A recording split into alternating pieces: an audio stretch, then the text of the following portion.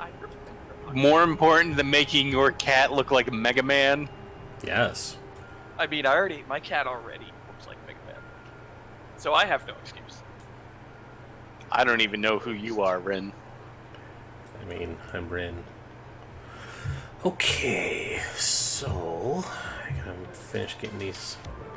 So, since I can't tell if you're sarcastic, are you taking the clerk job? Fuck no! Oh, No, Corey, no, man. That was absolute sarcasm. It's like nothing about that sounded like it was a good idea. Rez, please stop. Please don't sound condescending when I don't understand. sarcasm. I wasn't sounding I got what you said, and the fuck no was not to be condescending towards you. It was a fuck no towards that job because it is terrible. Oh, okay. Yay. It's like, no, that was awful. It was bad, and that job posting should feel bad. Frost, can you speak? Because I want to know how terrible off you are right now. You really want to know that? Okay, now Okay, I understand. so this is going to be a 3-man team tonight. Okay, no, this sounds awful. Frost. The funny thing is, I feel fine now. This is just just my sound body. like you're dying. This is my body. Like, well, okay, we weathered the storm. Oh God, everything's ruined. Do you have, like, tea? But it just sounds like your voice. That usually happens after an intense illness. Your Mhm. body's recovering. And it's just like, oh hey, here's all It's this like stuff you're now. not sick anymore. You're not like, it's not like you're contagious. It was the same thing with me. My throat is still kind of dried out from last week from coughing so goddamn much. So I still cough occasionally. It's okay if I like whisper like I was some kind of ASMR person. I'd totally be able to pull it off. But do Hey, there you you go. have, like, tea or anything to be drinking while we're playing? Just water. Absolutely keep drinking. Alright, my dude, just stay hydrated. I will try. Well, that's fantastic.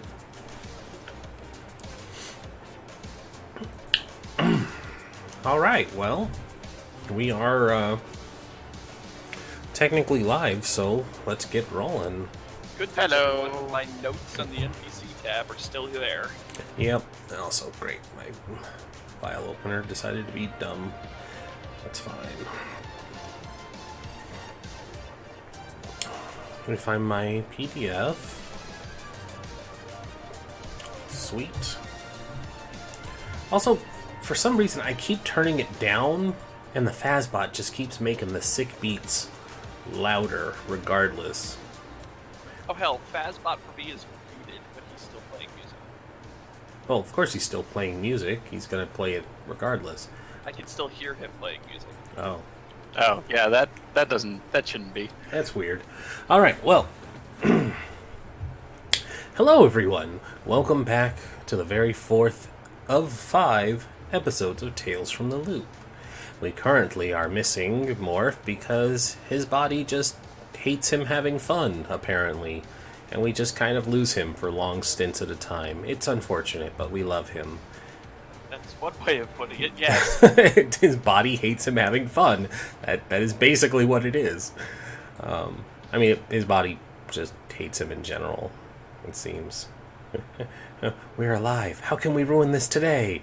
Shut down everything. He's Madagascar. His body is Madagascar. He is Madagascar from the original Pandemic Flash game. Oh, Morph, we love you. We're sending our best. Okay. Sir, someone in Canada has coughed. Shut down everything!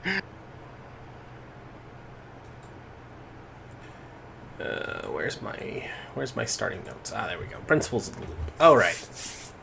So, welcome back, everybody. We'll go through the usual shtick here of introducing ourselves. So, whoever wants to take the lead, feel free to jump in. I think we've been doing it oldest to youngest character. So, That's fair. Uh-oh, we got the Groucho Mark robot now. except no substitutions. So, Corey, that's you. You always start. Yes. Oh, hey. Hi, I'm Corey. I'm playing Jason, the troublemaker who's not very good at his job. I'm glad you said it. I mean, we said it last week. The most I do nowadays is white knight for everyone else. They get picked on. I kill. I beat killed up the bullies. That would make me a hell of a troublemaker if I killed them. Mm-hmm. Or would that just make me a serial killer? I don't know. A little of both. Serial killer, definitely. A little of both. Continue. Oh, that was all that I really had. Oh, That's it. All right, next.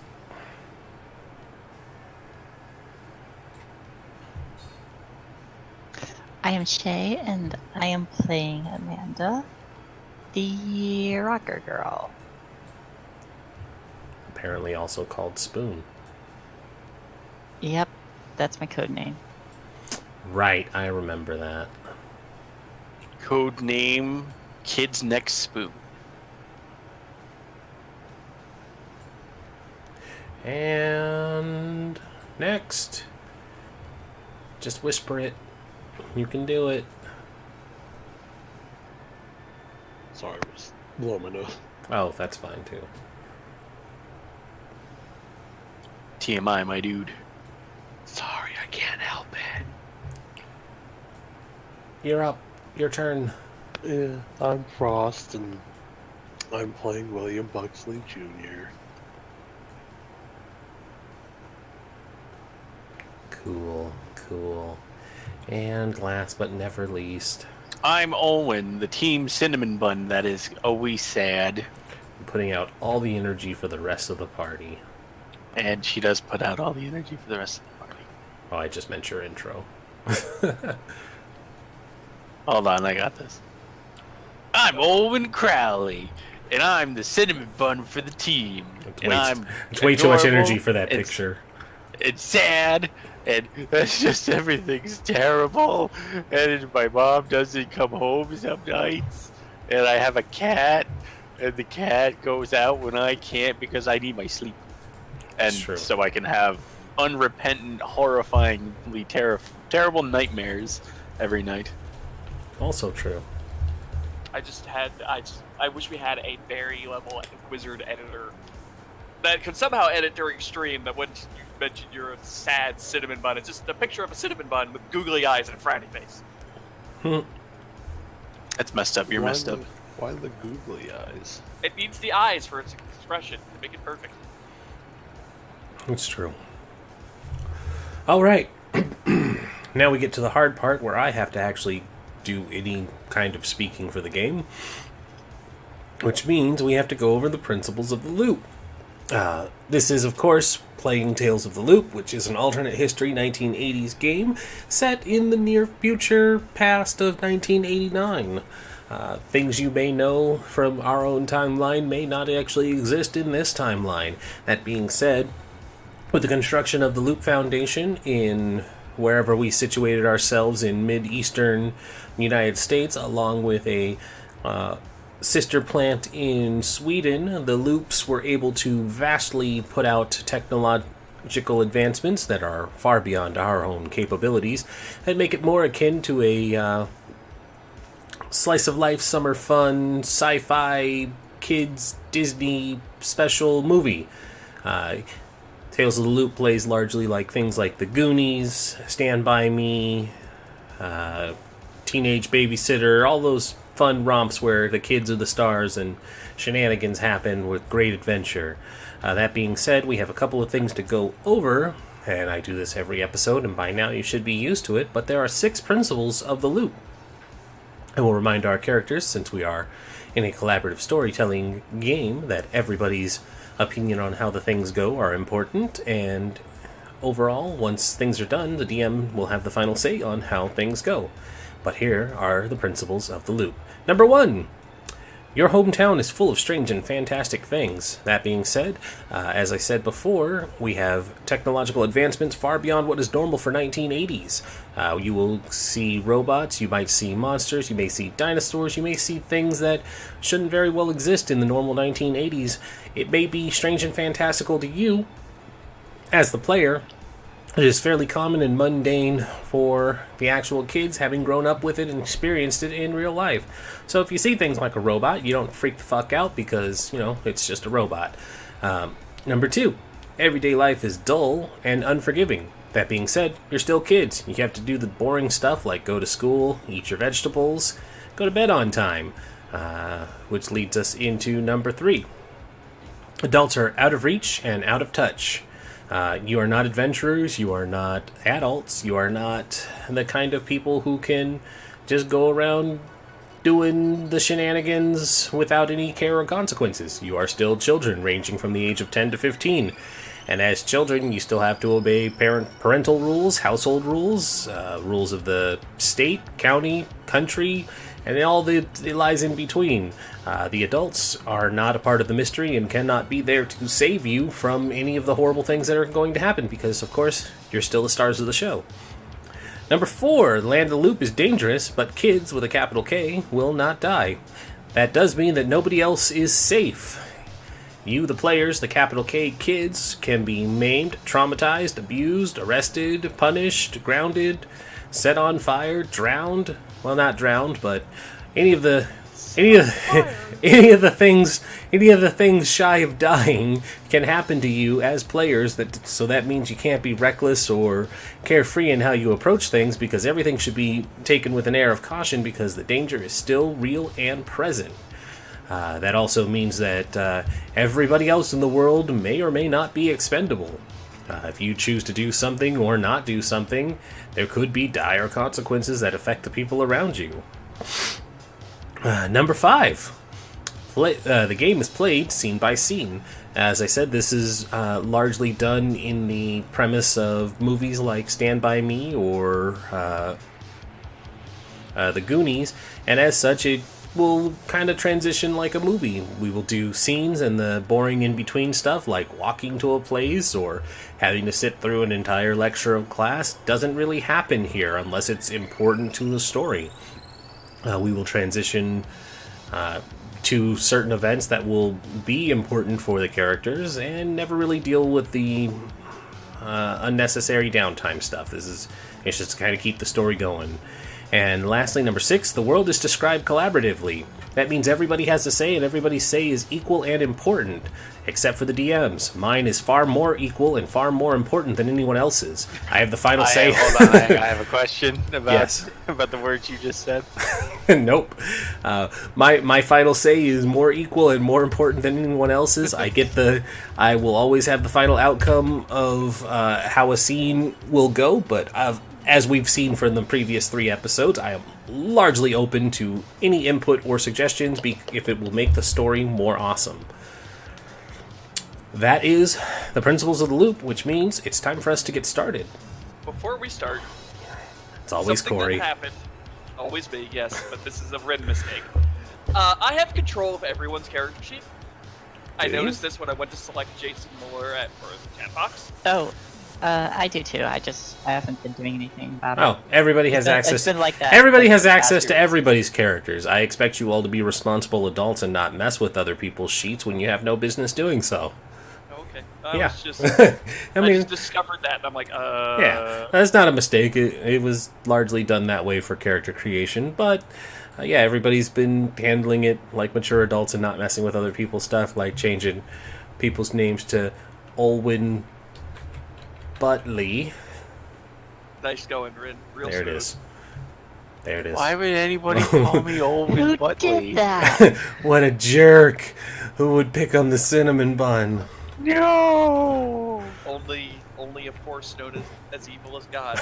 Only a force as evil as Rin. Alright. So, the scene picks up on the 26th. You all have arranged through the Buxleys to attend the Loop Foundation as a bit of a tour.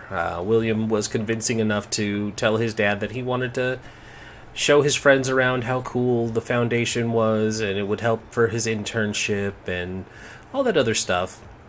A recap of dialing back, we'll just work our way back.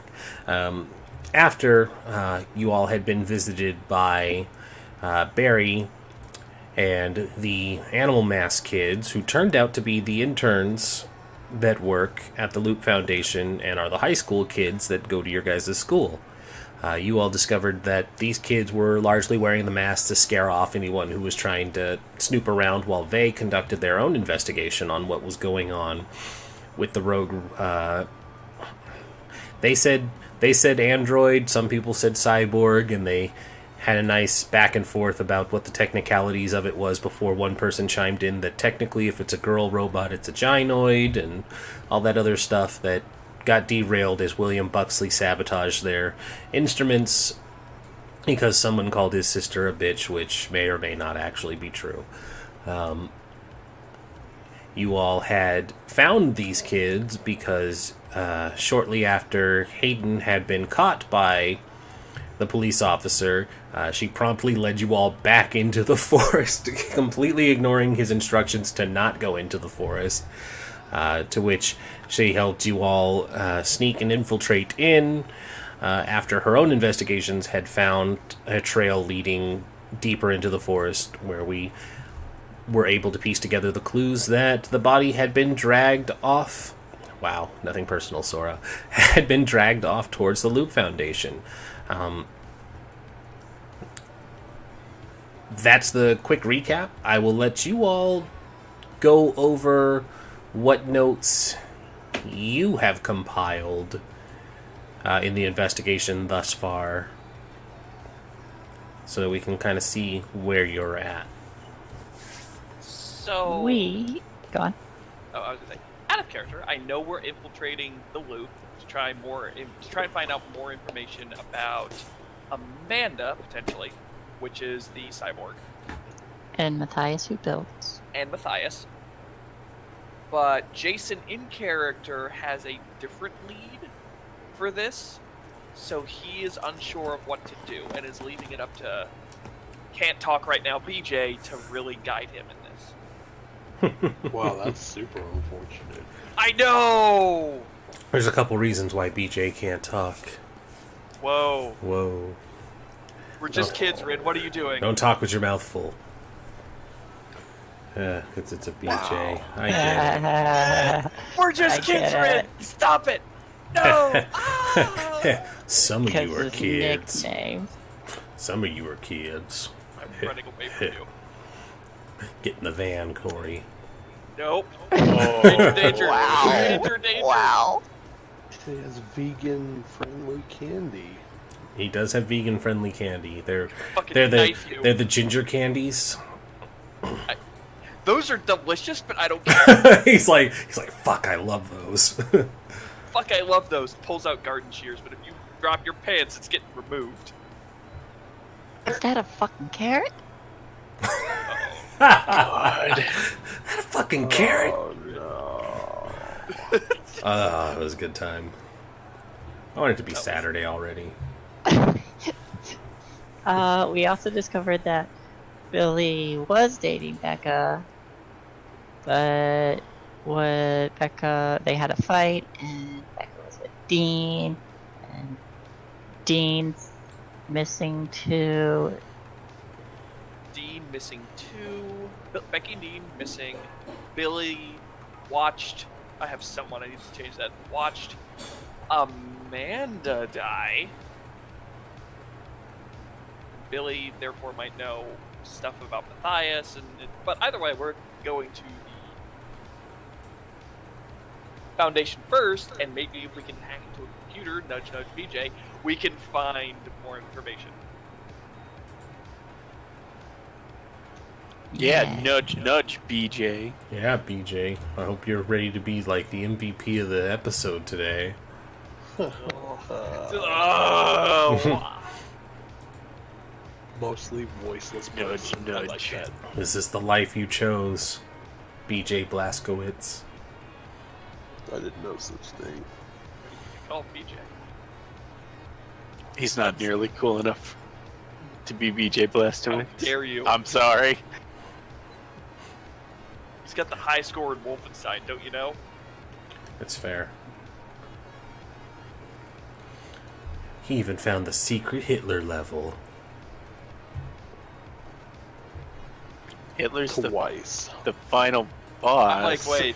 He Number found one, they're all Hitler levels. the secret Hitler level, where to you your room. travel back in time and you abort the I don't have to baby put up with this. Hitler Go to your from. room. What? Go to your room. What? Go to your room. Sir, I'm playing all the adults. You're playing the 10-year-old. I'm playing an 11-year-old. Even worse.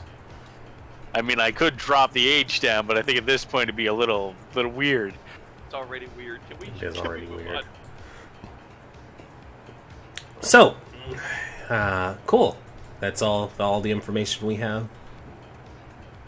I don't I've have got any some- information for you. I've got some miscellaneous stuff, but that's not to do with the situation that we're in. I did not, even despite not taking my tea, I had no crazy dream. So, I got nothing for you. Oh yeah, and the Star Wars program had come online. I don't know if that's going to be important, but that's a tech thing that's happened. We can shoot people from space with lasers. Space lasers. But no, that's it. That's everything from me.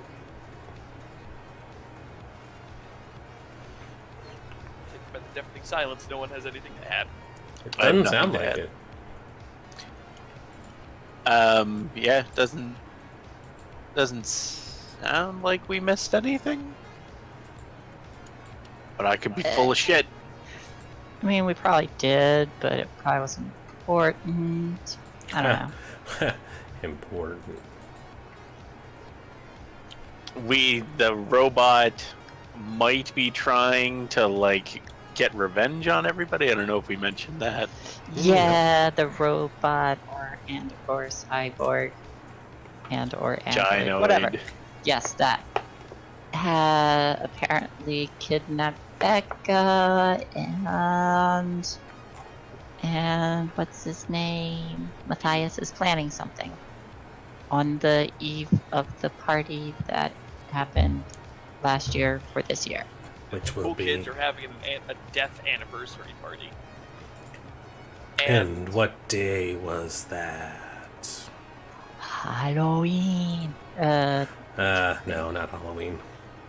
I believe it was the It was weekend. the weekend. Yeah, before the weekend of Halloween. Because they wanted to party during the weekend. Yeah, so it's Thursday and it happens on Friday or Saturday. Mhm. It's gonna happen soon. Soon. He's planning it. Soon. So, the camera pans in the early morning over your guys' cul-de-sac. And like always, it starts from one end of the cul-de-sac and works its way around. Hayden has seemed to have caught a really nasty bug and doesn't quite get out of bed this morning, leaving Ashley to go and attend the adventure on her own. So, what does the morning get-together routine look like without her sister? I still do my normal thing of playing my drums in the morning to wake up the neighbors, but I do it softer, trying not to disturb Hayden too much. Loud It's- enough to wake up the neighbor, but soft enough to not travel through walls. Mm-hmm. Yeah, I mean, I'm pretty good at it. Her family believes in the whiskey cure, so they just gave her a lot of alcohol. Oh, why? She's So I just do laying that. there. Kill me. And when I finish, I like pack up and I slide down the banister again like I usually do. Mm-hmm. And I have breakfast. Well, and I go make sure Hayden's all right though. I Yeah. check on her. And Hayden, poor Hayden, is bedridden. There's a number of crumpled up snot-filled tissues and humidifiers going, and she's got the gross smelling vapor rub. And she's just like, I'm sorry I can't go on the adventure with you. It's just real sick after being out so late. I bring her soup. Yes, your mother's. Tomato soup with buttered bread, and hot tea. Yes, your mother had been working all morning preparing the soups and the breads and the teas, and you bring it up to her, and she's like, "Thank you. I really needed this." No problem. You get better. And when you make your way down, you notice that your stepfather has already headed off into work, leaving you free to head over to the Buxleys. I'm leaving, Mom. Okay, sweetie, don't do anything I wouldn't do. Love you, sayonara. Love you too, Jane. And so the camera pans over to the Buxley residence, where William, your family's all gathered downstairs, except for Rebecca. Susan is still just playing dumb, like, she must be sick. I guess that's why she hasn't come down yet. It's the strangest thing, Mom and Dad. And they're like, oh, it must be the lady troubles. Well, that's quite peculiar. But not so peculiar that we're going to check in on her. No, not at all. But largely, there's not much we need to cover with the Buxleys until everybody has arrived, and I'm going to spare Frost the need to do any extended talking. So the camera pans over to Olwyn's house, where dear sweet Olwyn wakes up to the smell of pancakes. Olwen runs out of a room, probably trips a couple of times on the way, and she hustles. Because pancakes means her mom's home. Hell yeah. And when you get there, you find that not only is Mom home, but the Mullers are over. There's Jason there's Jason a had slight- been brought over rather quickly with his mom to help make breakfast. There's a slight, slow of her steps when she realizes that she doesn't get to hang out with her mom by herself, but she's still happy to see them. But to those that know her, it's obvious that it's like, oh, cool, she's home and I get to share my time with her. That's great. That's cool. No, don't worry about it. That's fine. May I speak, Rin? Yeah, you're here in the house. Jason doesn't see this. He's with his mother making the pancakes and stuff. His hands are covered in flour and he's got a white apron on. I actually think your mother, Rez, might be sitting at a table waiting for you. As a matter of fact, she is. Yep, she runs over and hugs her mom. And you notice that there's 2 extra chairs, miraculously, and 2 placemats, and 2 more sets of the fine china for the tea. And she says, little turnip, it is good to see you. Good morning, Mom. And Jason's mom looks over and she's like, oh, hello, little Moonbeam. How are you doing today? Hello, Mrs. Muller. Please, I'm please, okay. you can call me Second Mom. you can call me Diana, really. Oh, she said second. Oh. That was Shay. Oh, shit. That's me. You can call me Mom, too. I'm 11. I don't get what that means. Your daughter also cries out for mercy.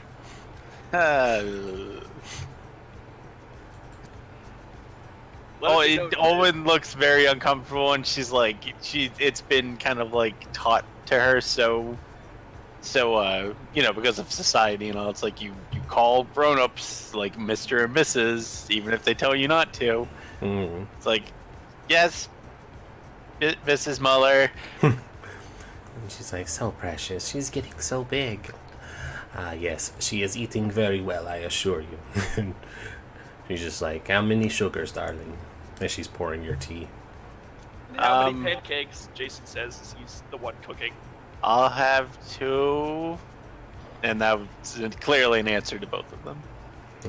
And she drops 2 sugar cubes and pours your tea. The cat in the background is just like, no, that kid's not eating well. No, that's a lie. Yeah. The cat is like, no, I eat better than she does. This is a lie.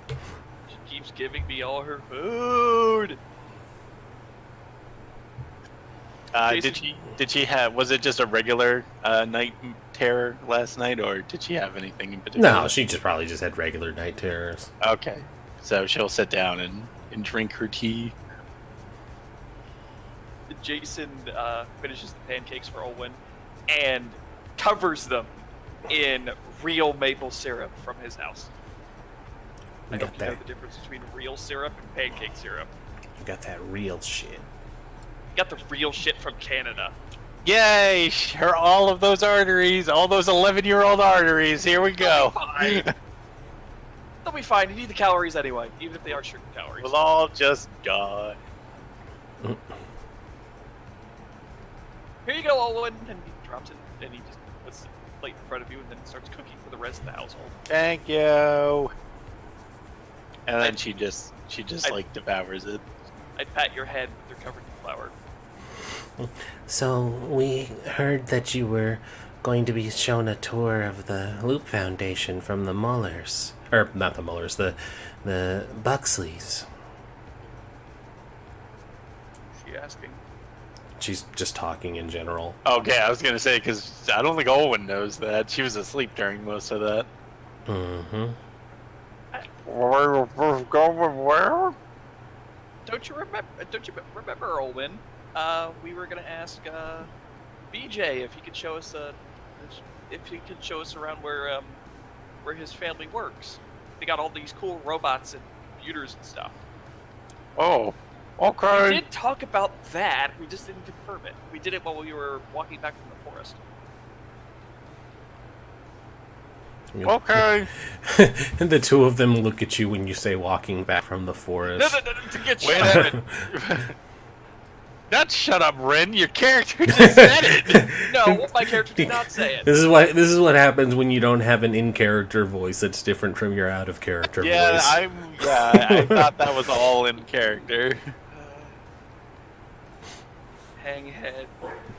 Fine, I'll preference everything with out of Ghost character when I dog. go there. You first. definitely should have That would preference be- without that a would be character when you much- speak out of character. I So- would appreciate that. Ghost dogs. Basically, we're going to visit them. They have a lot of cool robots and computers. Pause. Out of character. Everything I said after that. I don't have the energy to roll back the footage. So. I just like that correction. It's like this sentence, pause, the rest is out of character with no breath in between. Okay, Anyway. I guess if we're gonna go, her mouth is completely full of pancake. Okay, so, this sounds fun. Well, I'm not so sure about you all being brainwashed by government facilities, but if you're interested in looking at cool robots, I suppose that's fine. Is that my mother? Yeah. Oh, come on, Mom. You and I both know that with your teachings, I'm immune, and I can immunize everyone around me. Or I try to, anyway. Yes, that's true. Sounds legit. Okay. Yes, you'll best be going or you'll be late. The capitalist swine like having their machines work in an orderly fashion. This isn't actually what she's saying. They're not all suddenly communist. Gasp! And she's just like, no, you best be going before you make everybody late then. Enjoy your breakfast. Okay. Remember to brush your teeth, Olwen. Before we go, that those things are loaded with sugar. Okay. Camera pans to the bathroom and we wonder if she actually has a toothbrush. There is. She definitely has a toothbrush, but it's seen some use. So the bristles are kind of bent. They only cost a couple dollars. Poor cinnamon bun. course. She runs up and brushes her teeth, and then she runs back down and hugs her mom. But, you- and don't be you- silly. It's $1989. You know how expensive that is? A quarter. I remember the 90s. Shh. Are you gonna be home tonight? The two moms exchange looks, and she says, "Perhaps." Okay. And she runs outside. As she runs outside, I turn to my mother and I ask, I knocked something over last night when I was in my room, and I heard you two were together. The two of them look at each other again, and your mom is like, "Oh, sweetie, don't be silly. You're far too young to have that kind of imagination." I just sort of blanket her because I don't understand, and I just say, "No, you two were together, but I was gonna ask, maybe next time we should bring Olwen over too, because I think it would be weird if she was left." I'm not touching this one. And you just get that moment of the camera staying on the two, and As their brains race, and they're like, "No, he's innocent. It's fine." and yeah, and then your mom finally is just like, "Sure, sweetie, or we can arrange for you to stay over with Alwyn so that she has someone to look after her." Yeah. Oh, yeah, that's fine. She's like, "Yeah, that's a good idea." Oh yeah, that's fine. I was just worried that she was all alone by herself. Mhm. I smile and I leave. Nothing weird is happening. As he walks out, it's like he doesn't know, and she's like, "No, he doesn't know anything." He's like, "Good." Don't try to shame my mom. She's a single parent. She's trying to do the best she fucking can. Yeah. Cat in the background's like, I know everything. Yeah. It's like Panda Ashley looking through the window. It's like, I know what's going on. Give Jason another year or so, he'll understand what's going on. Which means we all meet now at the Buxley residence. The two of you were walking towards their door. At the same time, Ashley arrives. Hey guys. What's up? Hi. How are you, Jason? Oh, I'm fine. I slept fine and had some great pancakes. And how about you? Oh, I also nice had scoop of Olwen pancakes. up. Yeah. I also had pancakes. Did you guys share a morning? Yeah. Jason and his mom were at my house. Oh. Oh. He just kind of shrugs. And just says they're really good friends. We occasionally eat breakfast over there. Sometimes they're over at my place. I'm always the one cooking. I don't know why. My mom says I'm really good at it, but I think her cooking's better.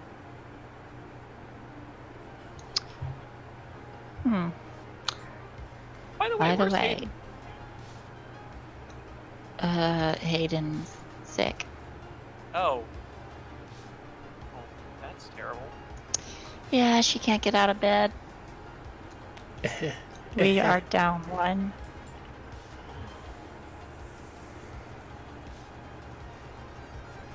Well, we'll be sure to fill her in once we get on anything we find. Hopefully we'll get our goalie back soon.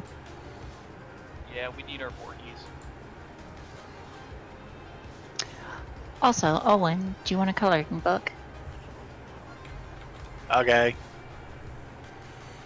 That doesn't sound very excited. Well, I usually color on everything else. Why would I need a book to do that? You want some crowns then? Yeah, I do. I'll reach into my backpack and pull out some crowns and give her some crowns. Yeah. She immediately starts drawing on the Buxley house. No, not there. Here, draw on this book that happens to be a coloring book right now. But I'm drawing on this. She's still drawing. That's not. No, don't draw on that. That's Williams. It's Willie's. That's why I'm drawing a giant robot. Jason kneels down and scoops up Olin. You need to ask permission before you can draw on someone else's things. Meh. Man, I hand her back over to Ashley. And then I walk up and knock on BJ's door. Oh my, it seems somebody has arrived already. William, will you be a sport and go answer the door?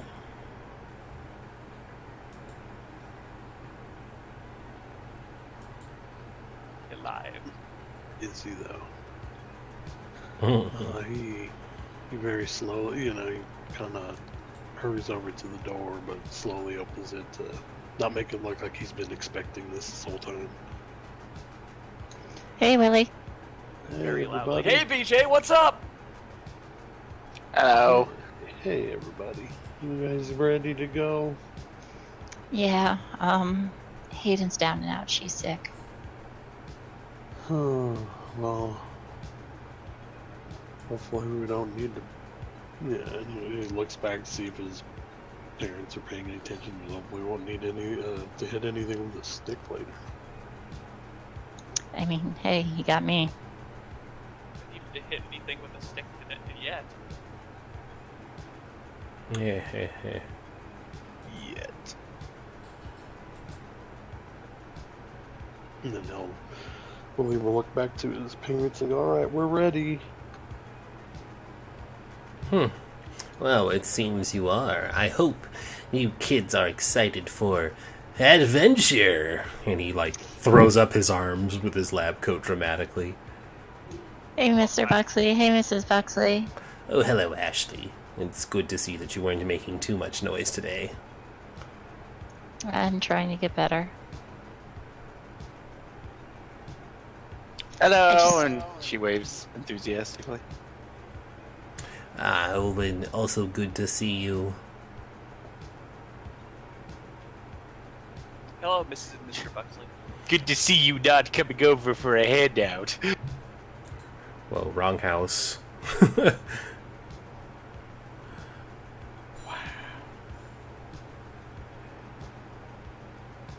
Says hand out. Yeah, he did say handout. Oof. You guys are weird. Y'all weird. You're stupid. You're so stupid. Stop being stupid. Anywho, yeah, so the Buxleys are like, well, dear, I think it's time we begin our adventure in the Loop Foundation. And she's like, darling, you don't have to keep emphasizing that. They get it. And he's like, no, it's adventure. We're going to have so much educational fun. They're going to love it, right, children? Yeah. Exactly, Yeah. Mr. Buxley. I am edging him on as much as I can. Ha! See, Martha, they enjoy adventure. Is Martha actually her name? Why did you say that name? Margaret. Martha. Martha just sounds like a nerdy woman name. It's a middle name. Is it Margaret a middle name? Martha Buxley. Mm-hmm. She was actually Margaret Martha Mayweather before she was a Buxley. I don't know. I was just trying to make it like Margaret. Anywho, they load you all up into the Buxley station wagon. And he's like, all right, children, make sure you wear your seatbelts. Safety first, as they say. Like, Owen will look him up. They also put a phone book down so you're a little higher up. Because you're little. I tried taping a paper to the seat in front of Owen so that when she draws on the back of it, she draws on the paper instead of the seat. Clever. Owen just looks at you like, I'm on to you. Think I'm not? Think I'm on to you. I get it. I'm imagining Olwen's angry face is just that angry upvote Rin posted a few days ago. That's just what it is. It's so adorable, you can't be mad at it. I'm on to you. Jason reads out and just pats her on the head. Then hands her over the cat, who's mysteriously here for some reason. I don't think Mr. Mittens would tag along. Well, who knows? I mean, He's your maybe. signature item. That's true. He will make his way there somehow. Right when I need him. Have you ever had a cat before? Outdoor cats can roam. I mean, my mother currently has 6. 3 of them are outdoor cats. They do whatever. Anyway, to the Foundation! For adventure!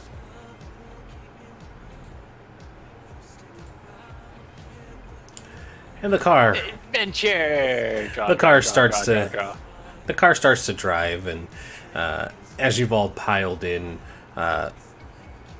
Mr. Buxley Sr.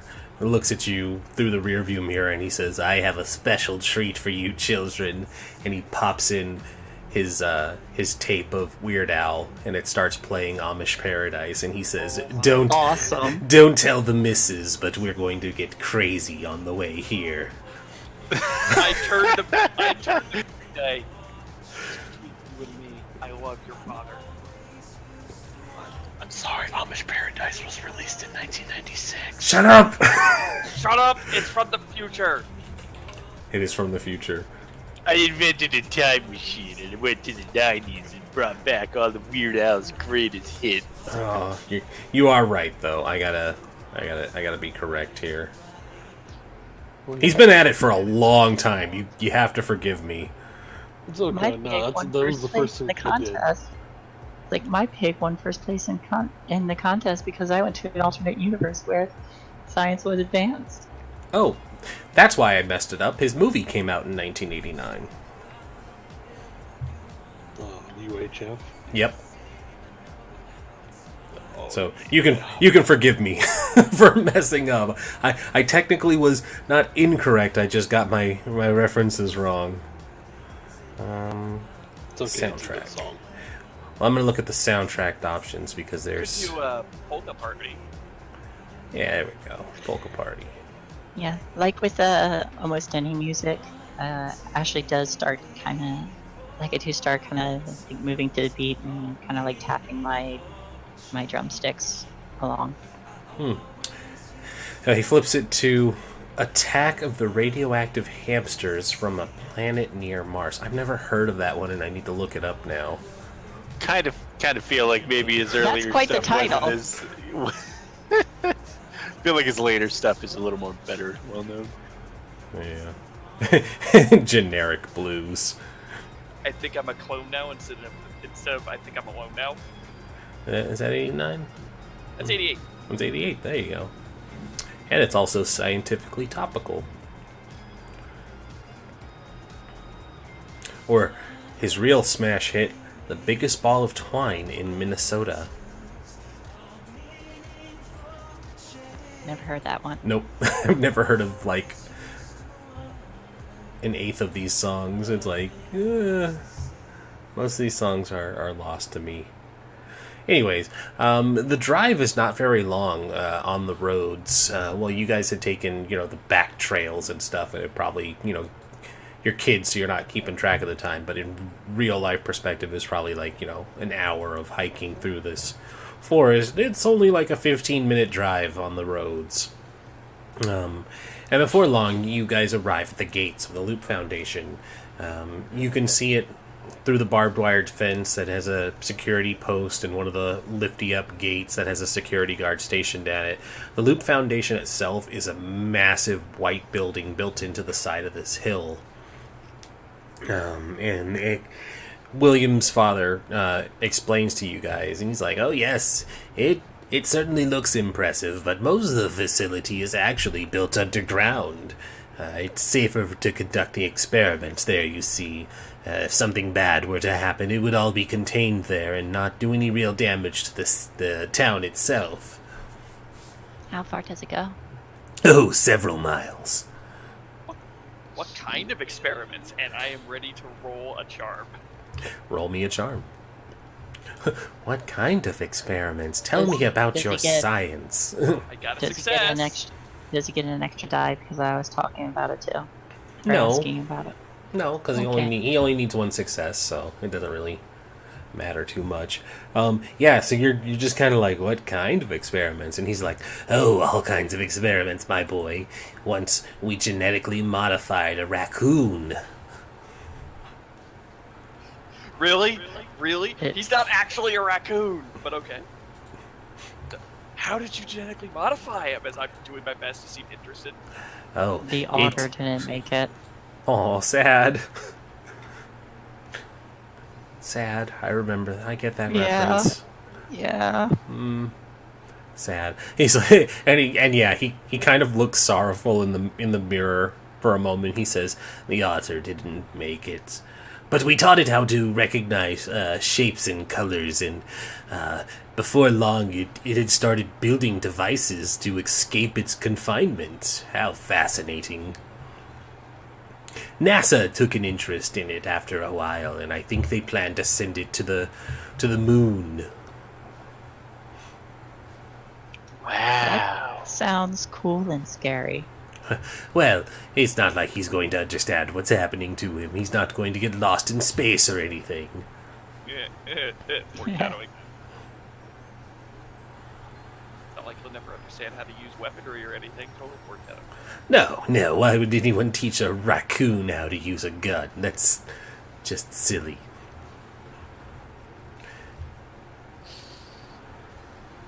Poor Really? William, just hearing the deep inhale. It's like, my dad's a nerd. So what are we gonna go see, Mr. Buxley? Mr. Mr. Buxley? Buxley. No, It's Buckley Senior, so it's BS. what are we going to see, Mr. Buxley? Well, I've arranged for you all to take an entire tour of the facility. Even though William had expressed that you guys wanted to look at the robotics department solely, but I think it would be good for you all to have a nice rounded experience so you could expand your horizons. Maybe one day, Jason, you could be the head of the what's the word for it? Agricultural Empowerment Facilities. Yes, that the agricultural They have a very keen hydroponics facility on level 37. Wow. And Jason is out of character. Jason is laying it on as thick as possible. You would really think Like- he'd be interested in hydroponics. Like he Yeah, would be. like you would see. That's like probably the one thing that you'd be like, "Whoa, screw the robot! I want to go see that shit." Well, he would be, but in general, he's laying it on as thick as possible. He's laying it out extra thick. Spelled You're with rude. 2 C's. You're a rude kid. Extra thick. Anyway, You know what's weird? I go out like a bitch, Yeah. Anyways, and then it gets sad. it did get sad. Is I'm- that Samurai Jack. Samurai Jack reference? Yeah. Yep. That ending was just so. Why? Cause moving on. Because they had a limited time frame to wrap it up, and they did what they could. It's like every other half decent show. Anywho, yeah. So he's just like, yes, we'll be taking a tour of many of the facilities here, but I think your first stop would be the robotics, as you all expressed such an interest in seeing it. And as you guys pull up to the security checkpoint, He rolls down the window and flashes his badge, and he says, "Good morning, Howard. I'm here signing in some guests to take a tour of the facility. I already cleared it with head of security, and they know that there will be badges, or there should be some badges there waiting for the children." And Howard, who's a portly, squat little man with a thick mustache, kind of nods, and he's just like, "Yeah, no problem there. Let me get that for you." And he hands out some guest passes to Buxley Sr., and he passes them back, and he's like, "Children, make sure you keep these on at all times. The security sentries and guard dogs are trained to kill anyone who doesn't have an identifying badge." Owen wraps it around like is it on like a string or something because she like ties it to her. Yeah, it's just one of the like neck badges. it's like a lanyard. Yeah, and he just kind of smiles, and he's just like, "I'm kidding, sweetheart. Don't worry. Only the top security areas have sentry turrets." But Dude, Mr. Buxley said we're gonna visit the whole facility. Jason says, looking slightly horrified. He puts the lanyard on. Oh, that I did. That I did. The first thing you're gonna learn today, kids, is that adults lie. Oh no, he's just like, "Yes, we are." It's like we're going to, and just don't lose it. Just don't lose your lanyards. It'll be fine. I still have my lanyard from PAX. Nice. we're walking through the high security levels, and these turrets are just like following us, and we're holding up the badges in front of our faces. It's the two-legged security robots from RoboCop, basically. Ugh. Can Those we are d- just waiting to murder somebody. Those are awful. Exactly. That's why it's hilarious. Show me your badge, tiny cloud. Grab 8 seconds to comply. Halt. Present hall pass. Second request. I'm sorry. Also, Jesus Christ, Rez, no. Rylan would never let her out of the house dressed that way. That still works. It does. Okay. Anyways, the car pulls into the parking lot, and you guys are quickly ushered out of the station wagon. And he's like, "All right, children, form an orderly line, and we'll make our way into the facility." Out of character. Mm-hmm.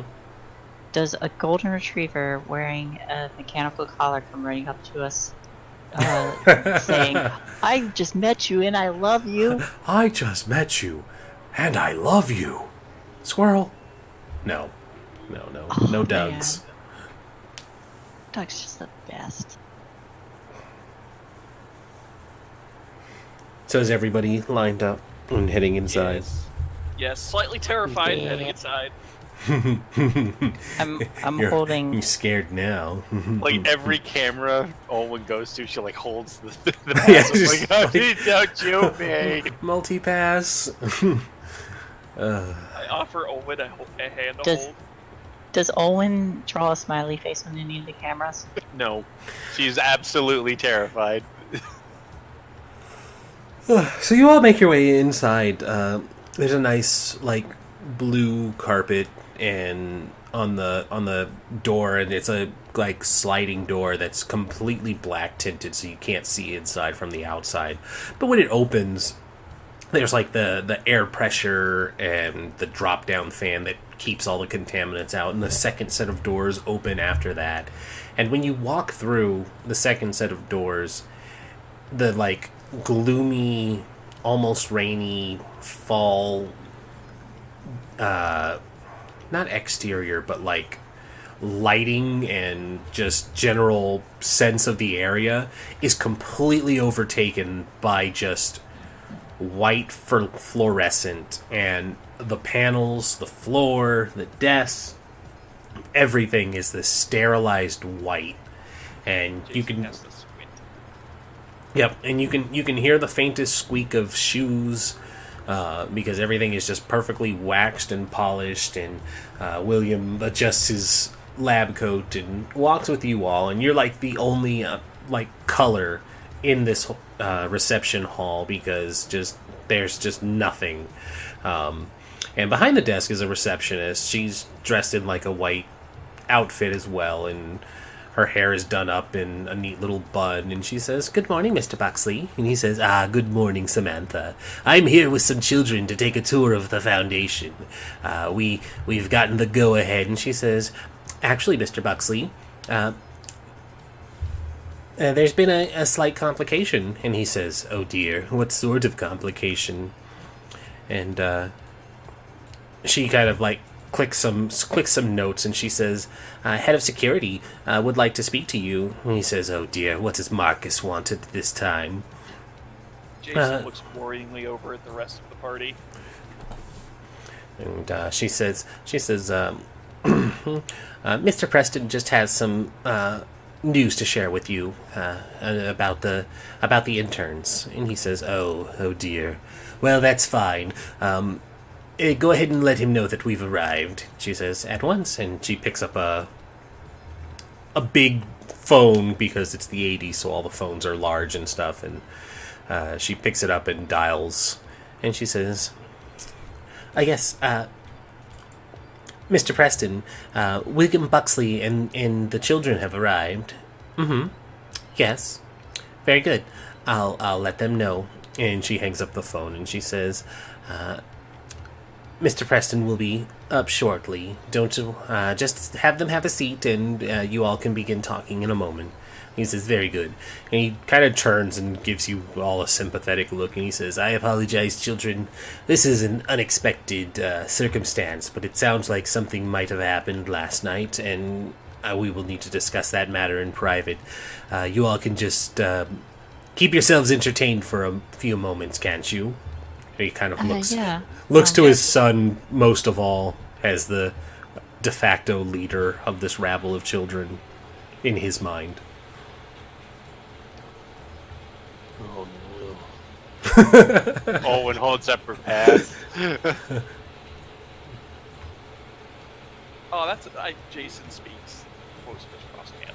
I'm Do I sorry. see? Go on. I'm sorry to hear that. I was really hoping to see the hydroponics section. Do you know how long it's going to take? Jason says, looking as sad as he can be. He adjusts his glasses and he says, "No need to worry, my boy. I'm sure this is just a formality of some sort of security protocol." And as he says that, what you guys thought was just a blank wall starts to part as it opens up to reveal that there's a small elevator built into this nearly unnoticeable panel, and out walks Ashley's stepfather, Hayden's actual father, Marcus Preston, Oh, shit. who we established as as a security Head of guard. And so he walks out, and there's another person with him, another security guard, while all of the loot facility people are dressed in the white lab coats and slacks and stuff. The security team seems a bit more private Are they wearing security. all black? Yeah, it's like they're in all black. They look like they're private security.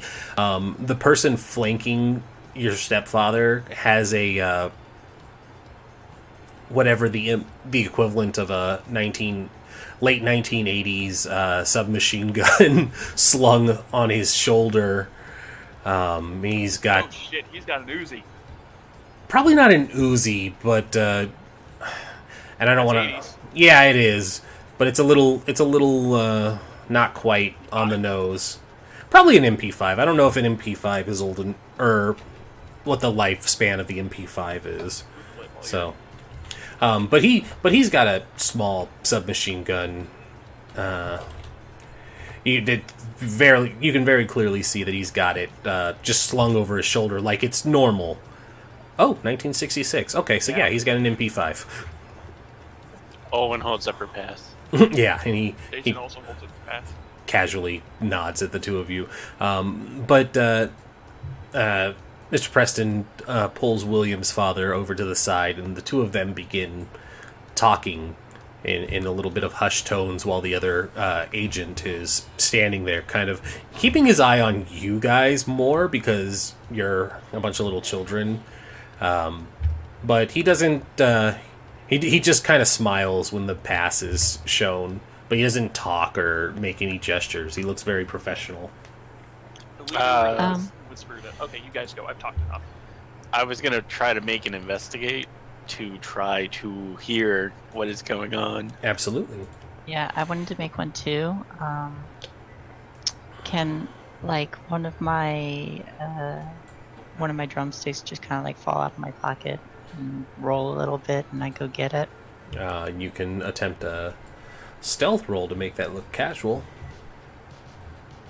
Or a sneak roll, excuse me. And what would Olwen be doing for her investigate? She's literally just trying to like listen. She's and just not casual about it at all. So, well, she'll like kind of walk, or she'll do that. I'm trying to think because she wouldn't like be. She wouldn't know enough to try to like hide her intentions. Mm-hmm. So she's just being the kid who's wandering off. Yeah, she's just kind of wandering around because like that's what kids do, and I'm gonna use 1 luck on that to get a reroll. Do I get another dice roll because I'm using my drumsticks? Yes, you would. I mean, you don't need it. You succeeded, and it's normally something you should ask before you roll. There we go. I also got 1 success. Okay. So yeah, the stick serves as a distraction because you kind of drop it and it rolls towards the security guard, and being a nice person, at least on the outwardly, he kind of takes a few steps to help pick it up, as Olwen, just being a small child and something not to really be noticed unless it's something important, kind of creeps closer. What questions would you like to ask? Right, questions. 1 second. You can just ask, like, what are they? Yeah, what are they talking about? I want to know what they're talking about. Now, so as you just kind of like casually make your way over, probably even just like plop down and start drawing on a piece of paper close by to eavesdrop, you hear them talking, and they're like, so I don't really know how to put this, but everything's a bit on alert now. So we found a couple of kids, the kids out, the interns. We found a couple of the interns out in the forest last night. It looked like there was an accident. There was bits of debris of their equipment all over the place, and just blood everywhere. It was a real mess. One kid was up in the tree, and William's like, "Oh dear, just shreds, you say?" And he's like, "Yes, shreds. That was a word I used to describe what happened to one of these children." Wow.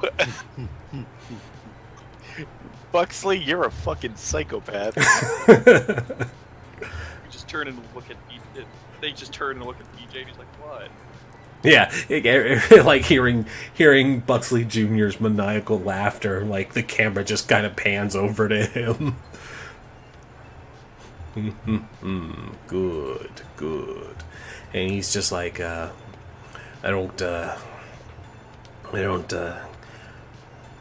we really don't know how to proceed with this. It's clear that these kids were doing something outside of the rules and regulations, and it's just something to be a little concerned about since you brought these kids in to take a look. And he kind of looks over, knowing full well that it's their kids that he's talking about, but he's being professional. And he kind of looks at each of you and kind of lowers his tone again, and he says, "Listen, Buxley, it's probably best you don't take them around the robotics department. We're conducting a long-term investigation, and it seems that one of the kids is still missing." And he says, "Oh dear, which one is missing?" And they finally notice Olwen, and their tone drops a bit more. So if you wanted to listen more, it would need to be with 2 successes now. Right. So to the guard, I'm like, "Thank you," and I'm thanking the guard and just trying to distract him a little longer to give Orwin a little help. Yeah. Which she doesn't, because she fails. And so it's just kind of like they look, and they're the dad's just like, William Jr., and he kind of like gestures to Olwen. He's just like, could you be a sport and help her find somewhere to be? Sorry. It's all right, darling. You're just out in the middle of the floor. Somebody might step on you accidentally. It doesn't look like he realized what you were doing, but it was just kind of that like, hey, why are you out in the middle of the floor? It's People, like, people do step on me sometimes. oh, you sweet cinnamon bun. That's the most depressing thing I've heard all day. Owen, please. We need to, it's only 8 o'clock, and that's the most depressing thing I'm going to hear all day. Just the whole room's I just heard about a group of children being brutally murdered by explosives, and that's the most depressing thing I've heard today. Wow. I'm not gonna get a job here. Jason just says, "Don't worry, Cinnamon Bun. When they step on you, I beat them up out back." That's also concerning.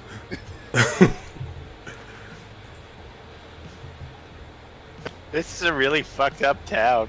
Right? Yeah. And, That's the town, but yeah. And so I'm gonna give you a pass on that swear, Olwen, because it's technically true. you are not wrong, but please watch your language.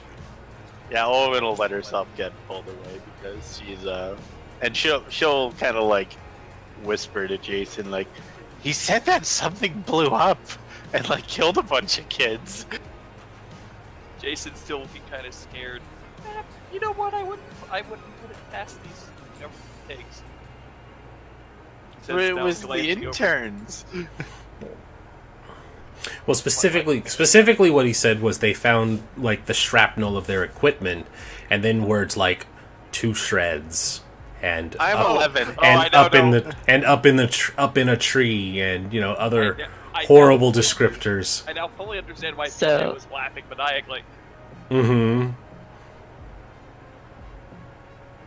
Like, what? One of the robotics kids? I'm asking Olwen. He went in a tree and he's dead.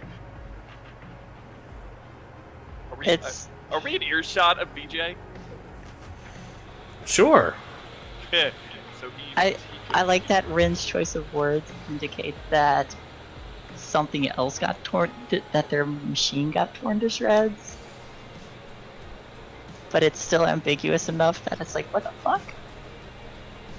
To Why shreds, you say? Don't worry, Olwen. It might not be, a person. It might They're be dead. a robot. He's dead. They're all dead. I give her a hug. Try and calm her down. No having hysterics in the government facility. It's bad enough they have guns trained on us. Olwen holds up her lanyard. Exactly. And as you look, you do see one of the security cameras just kind of rip and veers in on you. Multi-pass. Lilu Dallas multi-pass. Yeah. Little that's- Olwen multi-pass. Yeah, Olwen completely misunderstood the thing because she's 11 years old. So she just thought that she heard about a bunch of kids getting killed. And Jason, knowing about robots, is just like, well, it might have been one of their robots when it blew up, not a kid. That's But fair. robots have feelings too. It's okay though, Olwen. Robots can be put back together. Oh. Why was I programmed to feel pain? And so, once the conversation seems to be coming to a close, Buxley Sr. wanders his way back over to you all, and he says, well, kids, unfortunately, there seems to be a change of plans. Ashley, your father doesn't seem to want us to go down to the robotics facility, but I may be able to find an excuse for us to still go take a look if you'd like.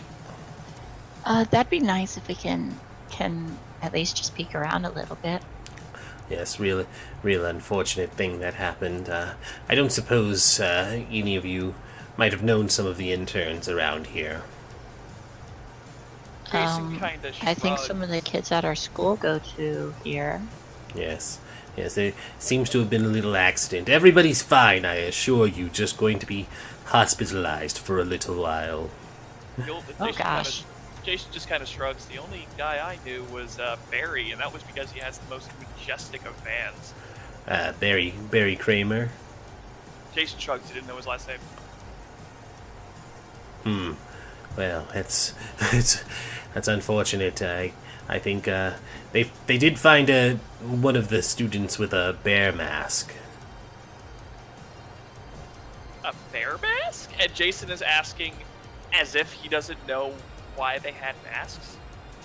I mean, yeah, you have no. It's the damnedest thing. We're not really sure what that's about, but it seemed all of the children had animal masks. They had found a fox and a rabbit and a bear, and it was quite horrible, really. All the details. I'll spare you because Olwyn's here. Well, it is getting close to Halloween. That's true. Kids do the darndest things.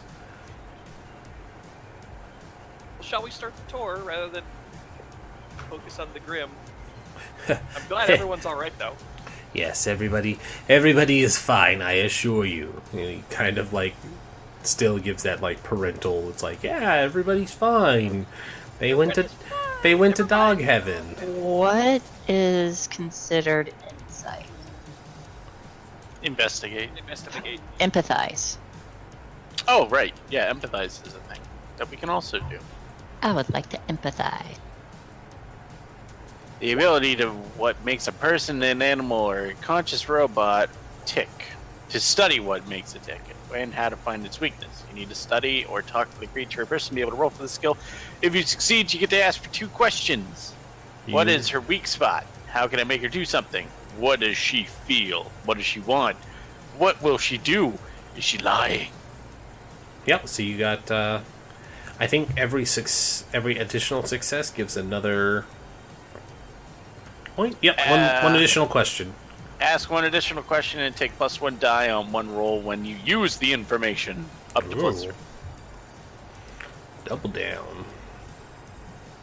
I mostly just want to know if everyone's alright. So you want to know if he's lying? Like, really alright.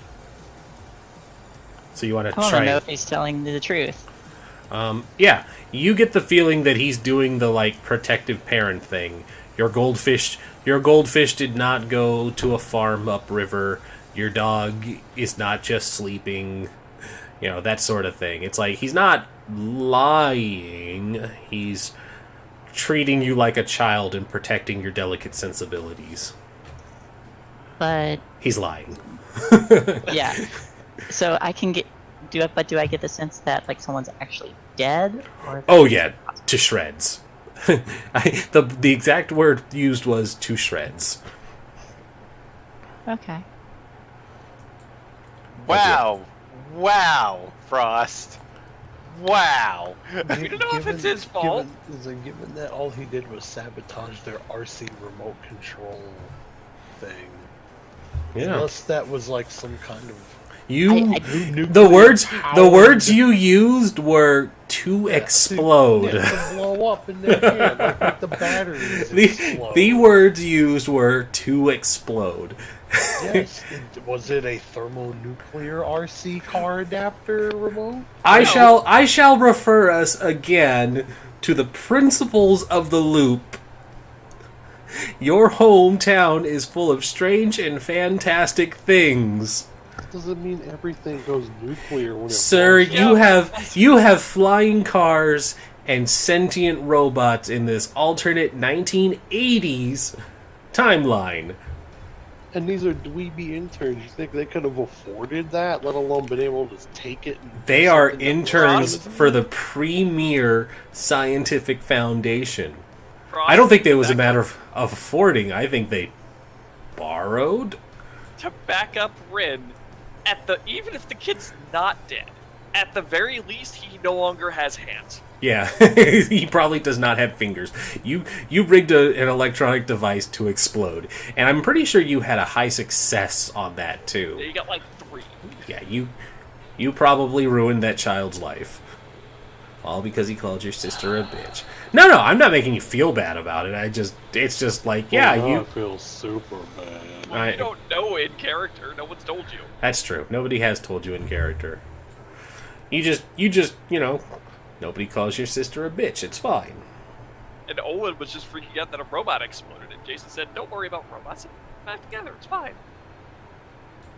Yeah. So as far as in-character knowledge, that's all you know. It's fine. You didn't murder anyone. The circumstances murdered him. And this is why BJ is a sociopath, at least. He doesn't know that. No, No, I was kidding. we already said he doesn't know. We love you, Anywho, Frost. we love you, Frost. I'm so glad you're here. This is just him getting rid of Ashley's getting rid of the competition for Ashley. Apparently. Damn, Doe. I didn't even know that was a thing. Hey. He's gone full. He's almost yandere. Okay. I found this new thing called anime. I really resonate with these yandares. Moving on. Come to the story. Yes. So you all finally board this elevator. Buxley Senior walks to the wall panel and he presses a secret button, something that you guys probably didn't recognize. When he first walked in, he was like, "Oh yes, this is a very cool device they designed. It's called a grav lift. It doesn't work like a normal elevator. It's actually all propelled by two anti-gravity paddles that accelerate it at high speed." And he just goes into this lecture about how it's kind of like a magnetism anti-grav pad that just propels this steel box back and forth based on the science magic of the 1980s. And he's just going on about how cool it is. And he's like, "Doesn't that sound fascinating, children?" Yeah, it sounds That's great. really cool. Out of character, I just typed in all caps. The loop has anti-gravity. Yes, they do. In character. Yeah, that's okay, I guess. I don't know. Sounds pretty cool. It does sound pretty rad. But the elevator, you guys get into it, and you're used to being or having some experience in elevators in your life, and you normally know that they take a bit of time. But when you guys step into this one, you feel the like very low, and before you know it, you see the little like number dial on it go from G to 3, 4, 5, 6, 7, 8, 9, 10, 11, 12, and it just keeps going down, and you get to about 80 in the span of like 5 seconds. And it slows down just as quickly as it accelerated. But then when it does, it dings, and the door opens up, and it opens to another pristine white hallway. And he says, "Yes, this is the robotics floor. We're about 3 miles underground, children. Isn't that fascinating?" How did we get there so fast? Anti-gravity. Why didn't I feel anything? Give it time. And I will need body tests from everybody. Oh boy. Oh no. Just well, body? Just where my body. stomach explodes out Or, the top of my head. It would be body... Yeah, body is fine. Man, whatever. Oh my god. Oh, that's Bunch of- everybody today, isn't it? Bunch of funky I lightweights. keep waiting for a fourth one. The two of you who failed, Jason and William, you feel your ears pop instantly. And there's Why don't I feel it? I suddenly start going sideways. yeah, it's like you feel your ears pop, and it's not like the super annoying painful one, but there is like just a slight ringing in your left ear for probably a minute before it goes Like an away. airplane. Yeah, like it's like exactly like an airplane where you hit that eye altitude so fast your body finally catches up and then just boop. And he's like, there we go. Why don't I feel anything? Why can't I hear anything? And Jason's suddenly concerned and looking around. And Owen's just like standing perfectly against the wall. Oh, I feel wanna go great. again, I wanna go again. go again! Yeah! It's the Ralph meme. I'm in danger! Yay! And That's pretty much Owen's life, really. You must love roller coasters. And Buxley Sr. smiles, and he's like, he does the anime thing where he adjusts his glasses and there's a light sheen on him, and he says, yes, you become used to it after time, don't you worry. It's not like it's dangerous or anything, although do inform me if your ears start bleeding. I'm fine. Question. Answer. Frost, why do you still have a condition? Those should be gone. Oh. Oh no, I forgot to get rid of it. Well, that's not good, my boy.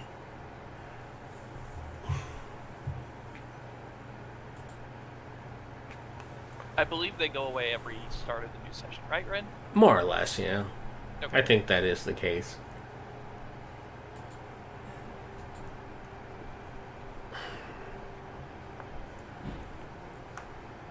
But if it's Jason's like, if it's not dangerous, why would I? Okay, never mind. It's not important. Don't worry about it, it's not important. Or it's just more government trickery. Mm-hmm. Them messing with my head. And so, for the sake of scenes moving along, once he's gotten you guys down into this facility, the tour begins. You guys are taken through several different areas. As he said, most of the Loop Foundation is built underground, and it doesn't take long to realize why. You guys are given pretty, not like top secret clearance, but pretty high clearance with him, given his position within the facility. But he's able to show you all the cool stuff. You know, they're doing breakthroughs on grav lifts and stuff, because it's like, yeah, Corey wrote down they have grav technology, but you guys know that, like, the new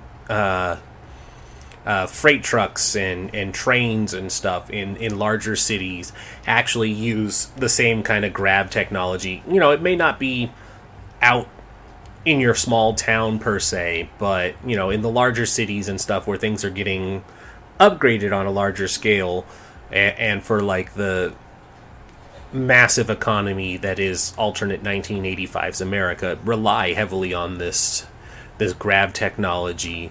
But they've been doing breakthroughs on making it more efficient and use less energy to propel these objects off the ground.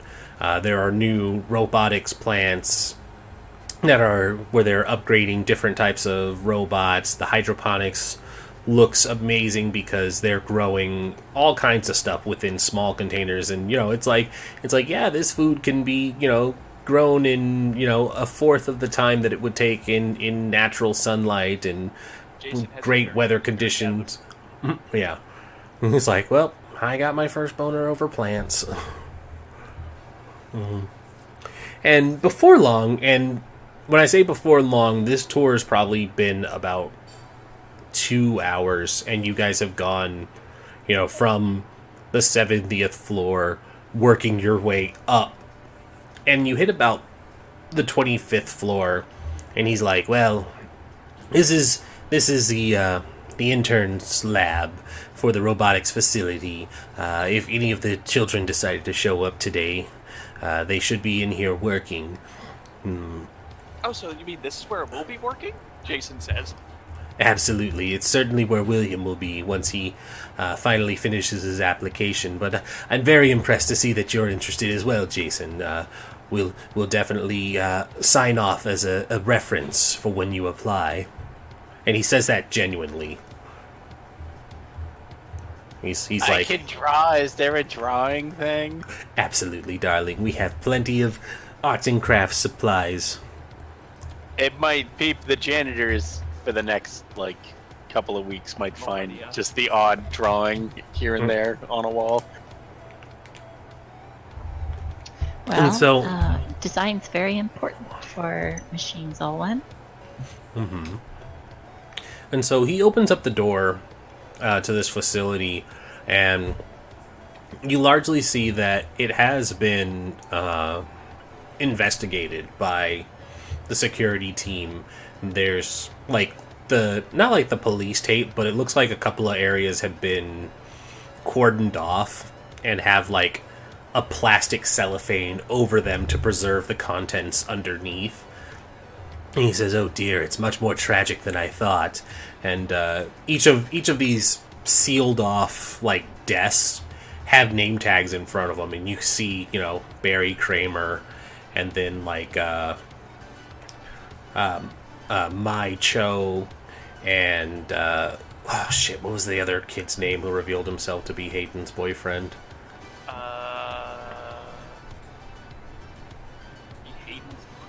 That was Zach. Zach. Yeah, and it was Zachary Binks. And so you see those three dames, and then there's two more that are also like cordoned off, and you see Matthias Brown is not cordoned off, but it looks like somebody had been looking through the desk in a bit of a hurry, and but there's nobody inside now. And William kind of like puts his hands on his shoulders and he says, well, it looks like the security department had gotten here first. Nobody's around to give you all any demonstrations. It's quite unfortunate." Could you give us a demonstration? he laughs. He says, No, my boy. I'm a particle physicist.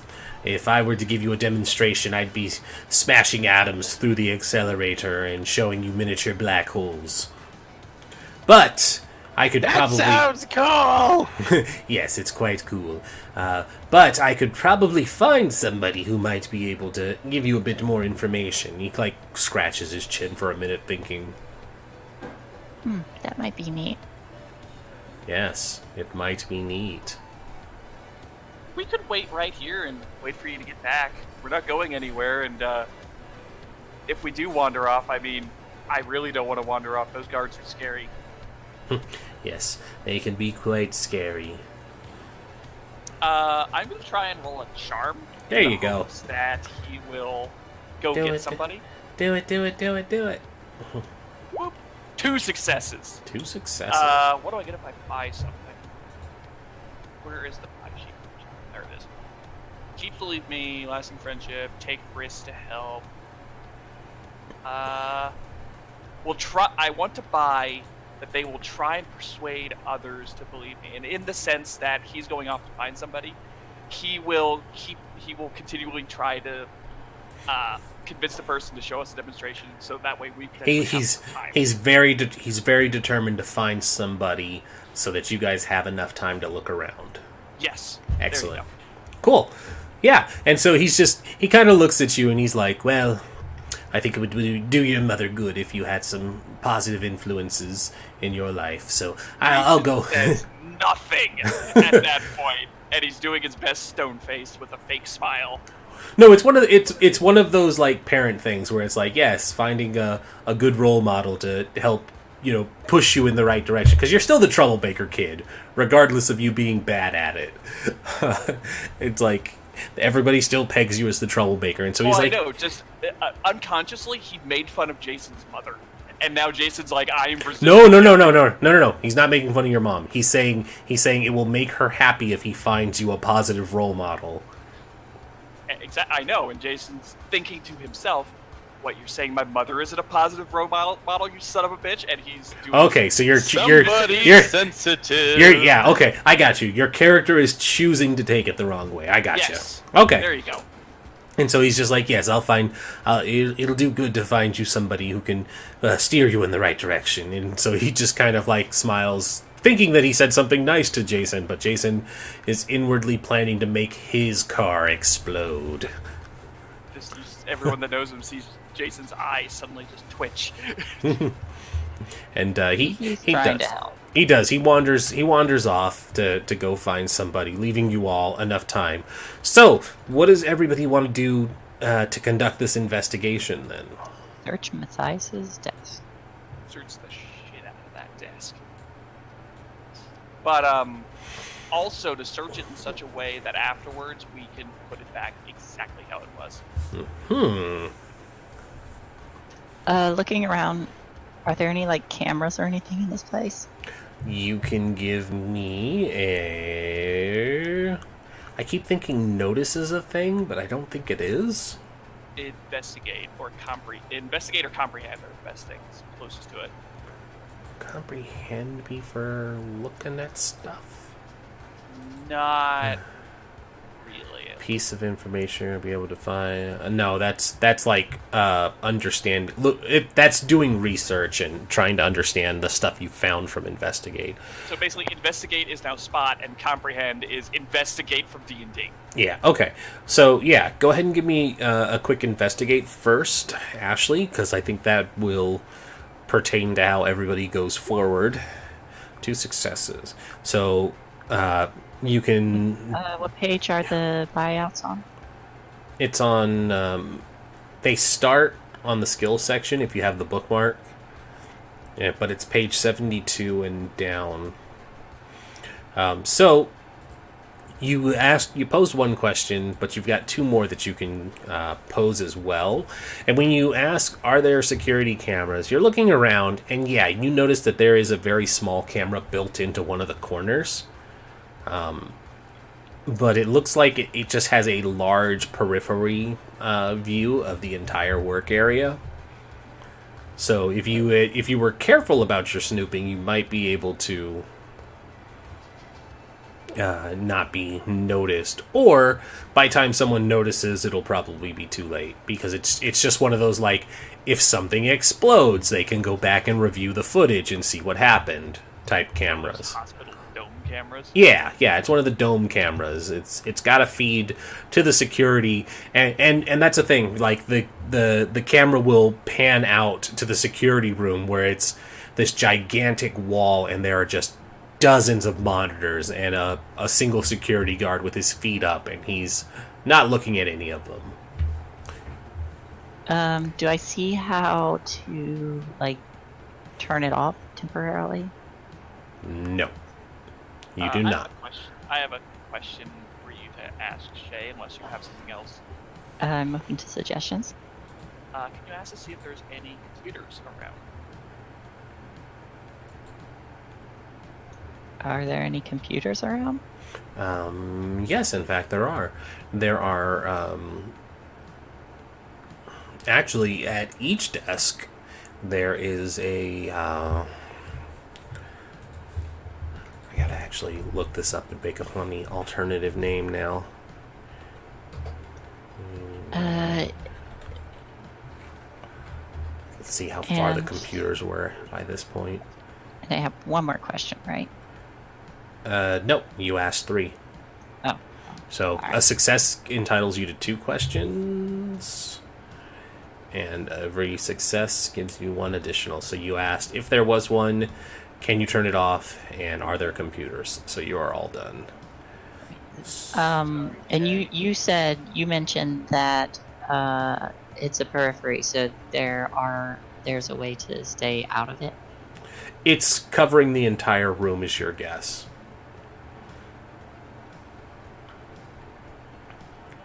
Okay. Ah, interesting. The Macintosh 2 came out in '89 in September. Yeah. So I firmly believe that the Loop Foundation has their hands on the Apple IIs well before the commercial release date. So yes, there are several Mac 2s. Probably 1 at each station. Hey guys, there's a periphery camera on the whole room. Just FYI. I go. Do you point it out? I just did. Okay. I look at it and I turn to BJ. Hey, BJ. Can you? A tech movie came out in the 80s. One more man? Did one more man come out then? Oh, the fucking pipe. Tron did. Tron. Come Tron this shit up. Could you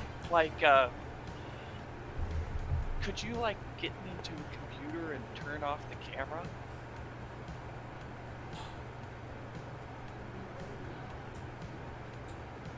Why, yes, I would Well, love I guess to. I can give it a try.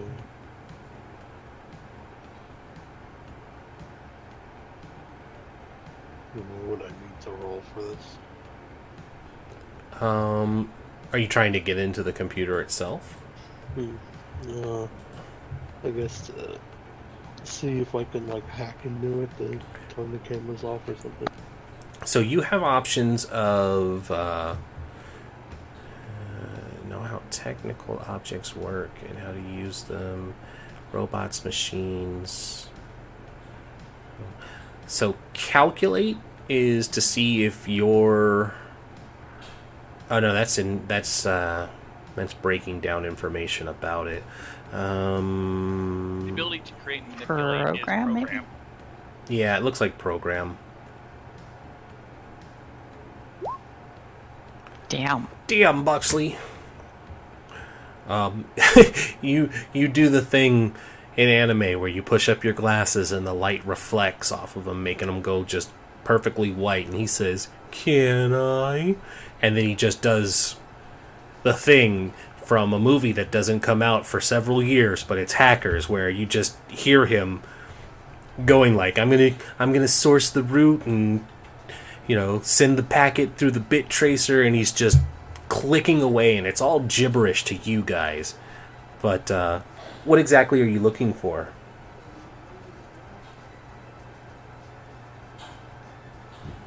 The camera system, I guess, to try to turn it off or something, disable them. Or Certainly. Okay. With three successes, Half an hour or something. with 3 successes, you think of a better idea than turning it off, because turning it off would be suspicious. Instead, you have it back loop the 30 seconds Awesome. before you sat down to touch the computer, so that it looks like you guys are just kind of sitting around and talking instead of like messing with anything. So for like the next half hour, it's just going to be a back loop of the group of you just sitting and talking, leaving you free to look around without any consequence.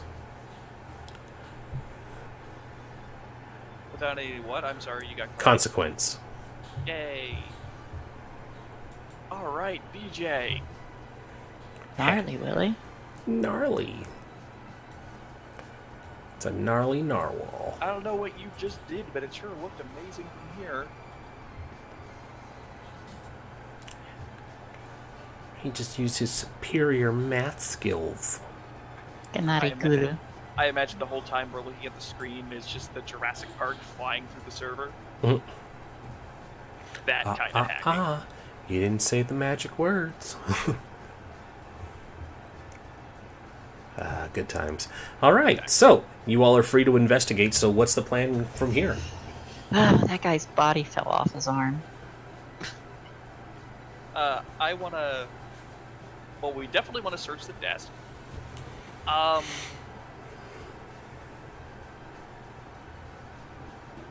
gonna search the general area for potential, like, papers or reports mentioning Amanda.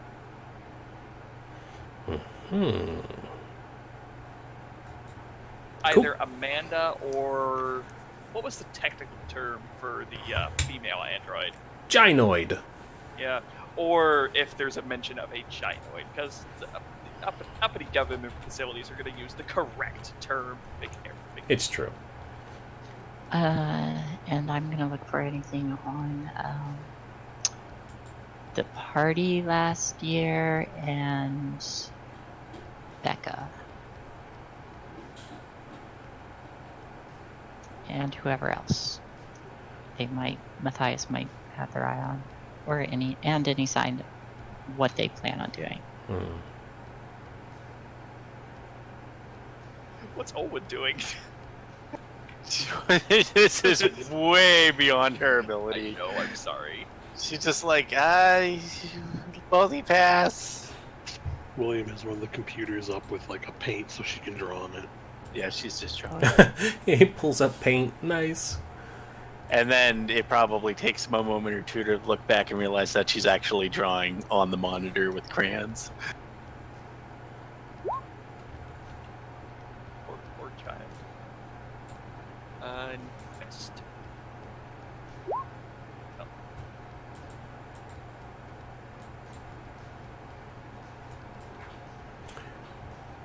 Alrighty. William, are you looking for anything? It's babysitting. Okay. So, Oh, why? why what? The picture you linked of the Oh. giant Yeah, it's just how beer far. keg? It's just how far we've come. That's the first. That's the first android, man, or gynoid. How far we've come. All right, so, Ashley, remind me again what you were specifically searching for. I'm basically trying to find out what Matthias is planning and who he's trying to involve, like what he's trying to do. Okay, yeah, because this is a 1980s movie, the bad guy clearly documents everything that he plans to do on his work computer that can be easily accessed by anyone with basic computer skills, which is how you all are able to get into it and find it very quickly. It looks like he had been keeping a journal about his descent into madness and the things that he was planning to do. It's very clear that through what you're reading that, yeah, in fact, his sister had been killed in a car accident. He seems to be blaming the popular kids, including Rebecca, and that he had cared for his sister so much that he had dug her body up in secret from the cemetery and had snuck her into the facility where he could start repairing and bringing her back.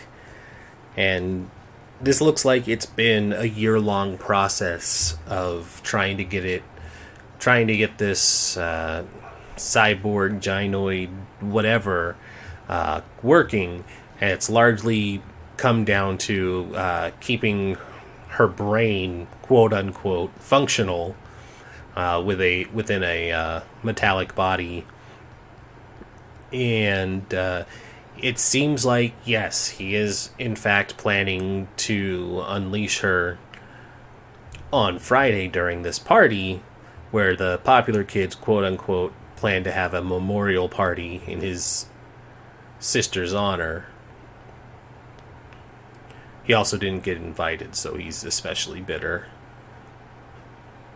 Dang. Yeah. Well, he's a Dang. nerd. He doesn't get invited I- to the... Did I find anything? Yes, I'm just handling the investigations one at a time. Your information, you were looking for a much more broad... I was looking to narrow it down. I was looking for more official documentation of Amanda or the android that she became, potentially, in case Matthias has actual Foundation backing. No, That could there be a is... problem. You find that there is, in fact, no official documentation of this experiment or what he's been doing. Cross-referencing with Ashley, it looks like that this was largely a secret side project, and more importantly, what you found while looking for information about her and if people in the Foundation knew about it, it looks like eventually the other interns found out about what he was doing, and they tried to notify somebody, and it was largely dismissed. And so, he writes about how they're trying to, specifically how Barry and the gang are trying to interfere with what he's doing, and he'll cook up a surprise for them before the week's over as a test run. Jason turns to BJ and goes, "BJ, can we take this with us?" The whole computer? No. He just goes, Isn't there like a disc? I heard someone say something about like a floppy disk, but I don't know what that looks like. Do you know what it looks like, BJ? It would have been funnier if you said Flappy. Is Floppy there- disks. Yeah, is there like a storage device underneath here around it? There has to be. Floppy disks existed in the 80s. Oh yeah, there's a Well, 2-inch. see, I'd assume that there'd be disk drives everywhere, so they can upload and download the information. Yeah, man. There's Hey, out of character, you may not have killed those kids if something else tore them to shreds, like this is suggesting. Oh, Yeah, don't feel He'll carry it with him forever now. No, I like that. No, that needs to be in character because it's like you turn to him and be like, "Hey, you didn't kill those kids," and he's like, "What?" Because you didn't tell him about it yet. Yeah, they've by '89 they have the floppy disk down to the small form, so they're not like the big. The not floppy form. Yeah, where they're kind of like the It's not quite the thick plastic one. It's a 3-inch, or sorry, 2.5-inch floppy by '89. So they're still pretty floppy and ugly looking, but I thought floppy disks were just amazing. I don't know what you're talking about. They were cool. Okay, shutting up. so yeah, you could probably look around and find one.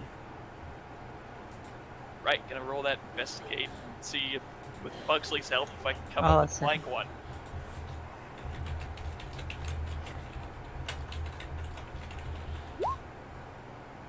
Roll another d6 because I was insisting. Oh, D6. Yep. Jeez, Oh I don't know no. what those look like. I will spend a luck point.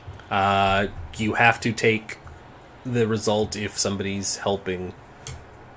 What? What? If you're helping, you're also going to fail at my fail. Which is why I thought it couldn't. You couldn't re-roll if somebody's helping. Hold on. Oh, I did not know that roll. I went over it every time we've gone into the helping. When you help someone, you are bound to the outcome of the roll. failed. You suffer the same effect as the kid who rolled. Yeah, I thought that was like, for taking conditions. No, it means that you. No. It means that if the roll fails, you count as a failure too. So it's a double failure. However, I can spend a luck after a failed dice roll. Does it say that? I'm trying to find it. It says it in luck. Okay. Yeah, it's fine. Whatever. Go for it. So I'll try that again. So investigate +1. That's 4, 5, 6. There. I got There you go. one. Got one. For a 21 successes, you blow up the game.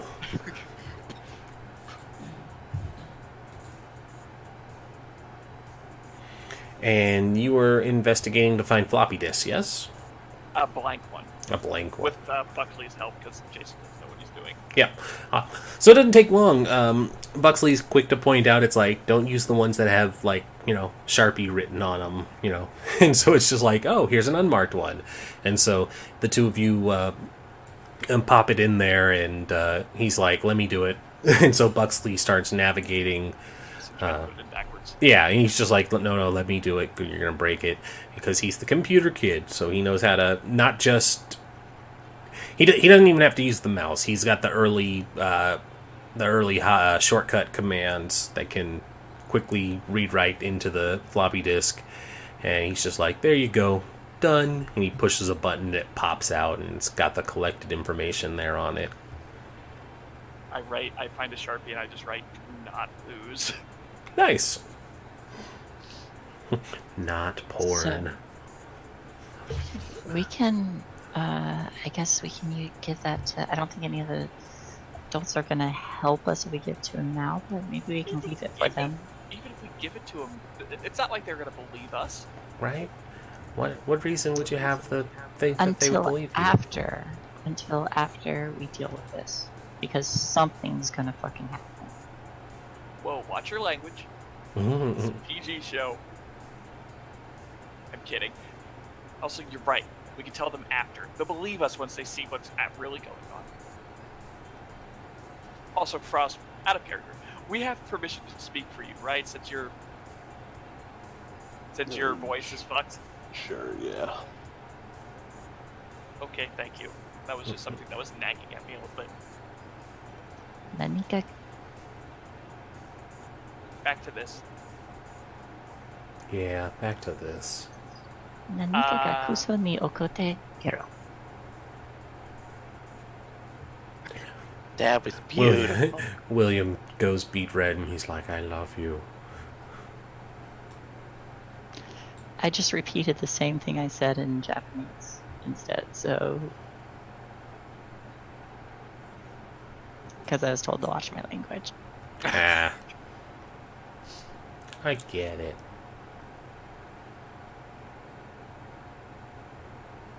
Jason nods because he doesn't understand a word you said. It all sounded crazy talking to him. Sounds legit. What?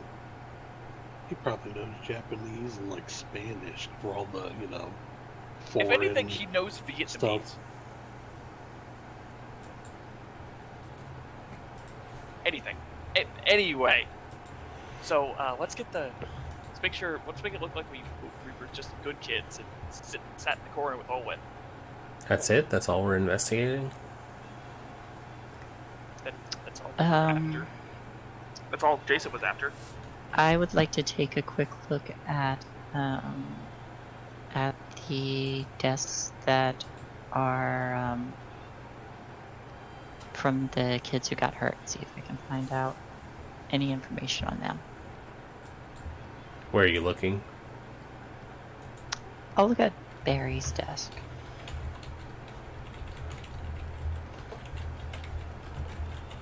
Okay, give me an investigation, and I'm also going to need a sneak roll from you first. Sneak and then investigation to try to not damage the shit.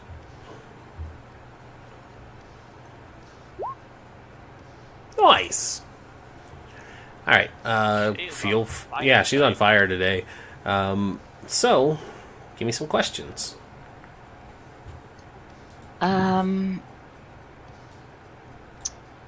Is there like anything that the previous? Or even you can be like, I want to find information on blank. Is there anything about this? Yeah, you can pose those kind of questions too. Okay. Is there anything that indicates, like, is there anything that like the previous investigators left that might indicate,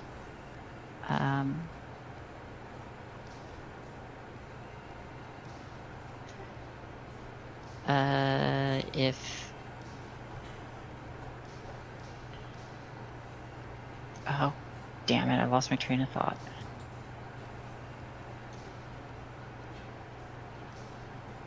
Choo choo! And then it just falls off a bridge. Mm-hmm.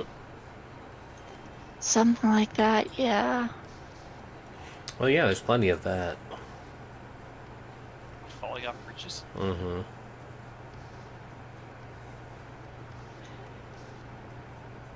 Is there anything that like the previous investigators might have left that might tell me more details on like the well-being of Barry or any of the others?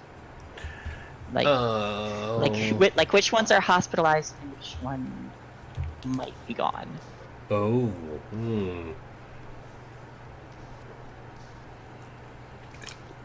So you go to look at Barry's desk because that's the one you specifically said.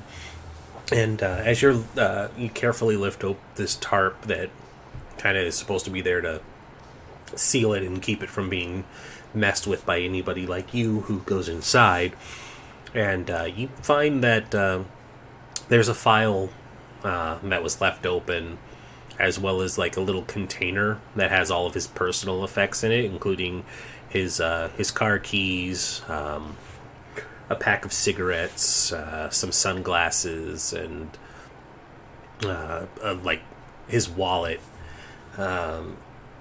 But the file is open and it has all of his information. It says, Barry Kramer, age 17, ethnicity Caucasian, and it just kind of goes down the list about his credentials and the things he's done.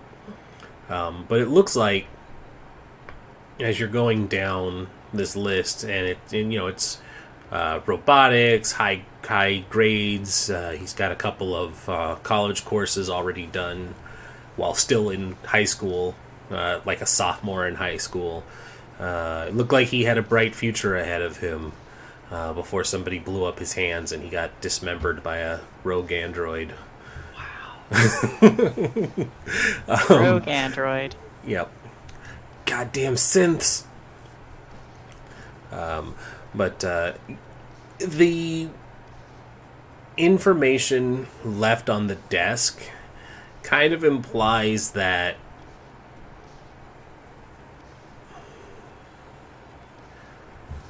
the hard part is I have to give you a clear answer, and so it's like, how do I do that in such a way for the thing you Does it say deceased? you don't know if he's okay based on the information that would have been left on the desk. It looks like they had gathered up his stuff and they've left his personal effects here, where they can find it later for the investigation. But generally, you don't hold on to like personal effects if trying to like not have They're this be. still alive. I'm trying to word it in a way that can't be open to interpretation. You don't hang on to personal effects if they're not an employee anymore. Also that.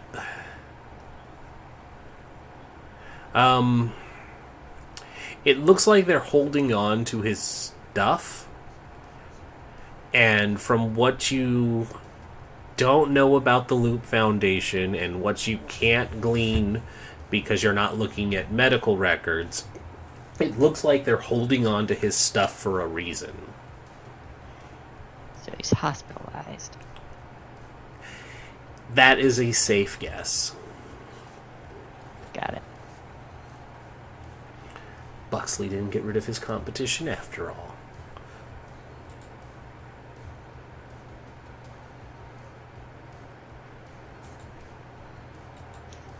Gosh, what can I do with my other questions?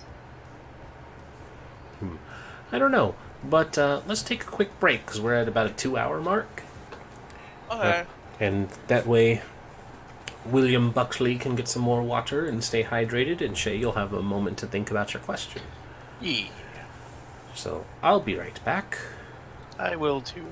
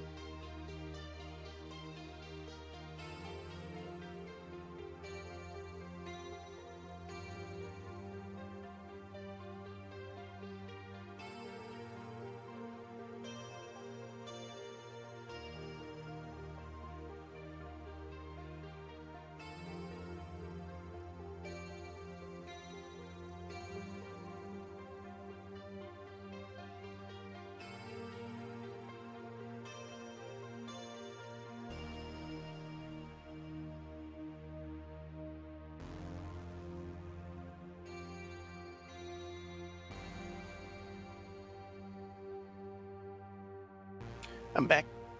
Welcome back.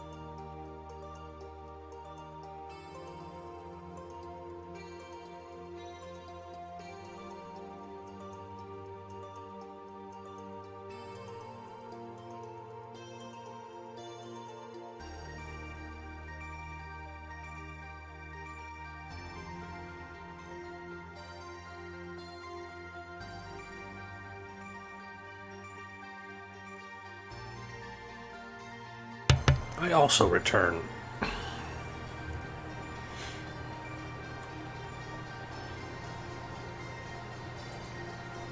Hello. Hello.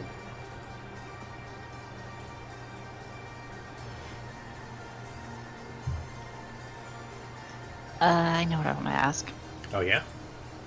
After looking through the, after seeing like what it looks like having their effects still there, or the personal items, when I look through the translucent coverings of the other ones, would I be able to see whose personal effects are there and whose aren't?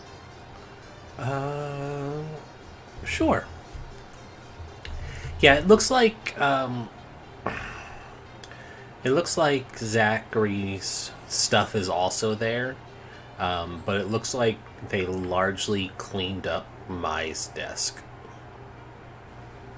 And Mai was the tech kid who had. Was the little Asian girl with the rabbit mask. Oh. Okay. And that. But it's a clear distinction between the three deaths. The two still have their personal effects, and it looks like her desk is largely cleaned up and vacant of all personal effects. And that open folder said that mentioned maimed by a rogue. No, it didn't have that information in there. Oh, okay.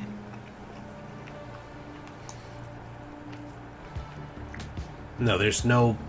It's his personnel records. It's not a medical document about what happened.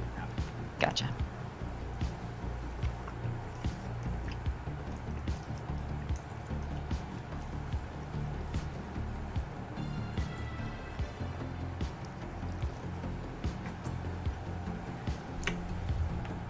All right, so now what? Are we all back? Yep, I'm here. I'm here. Mm-hmm. Are you hydrated, Frost? Are you there? Are you dead? Can't answer if he's dead. That's fair. You don't know that. He did write, totally killed all those kids. The robot just destroyed the leftovers. Oh no! God damn it, Frost. I'm not saying that you killed the kids, but probably helped. Wait, that doesn't make it better, does it? Psycho android shows up. Quick, other robot, get him! And then the remote explodes. No! Yeah, something like that probably happened. Something horrible like that probably happened.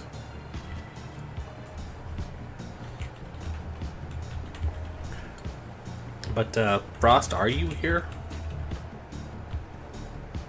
Yeah, I'm here. Alright. Alright.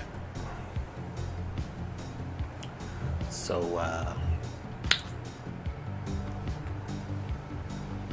when, I'm assuming everybody's done with their investigating then? Yeah. I think so. But before anyone comes back, maybe we can look at the the data we've got later tonight. See if that, whatever you called it, the cyborg girl has. Gynoid. It says gynoid. Maybe we can figure out if she has any flaws or vulnerabilities.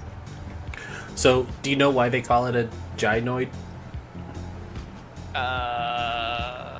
It's based off of the Greek root words. Andro means man, and Gy means I recognize it. Yeah. woman. So you don't call a female robot an android because andro is male. Male. Mm-hmm. Just a fun science fact. The more That you know. makes sense, Flashes actually. across the street. Hmm? I mean, I took Latin, so I recognize the root words, but I actually never thought of that. Yep.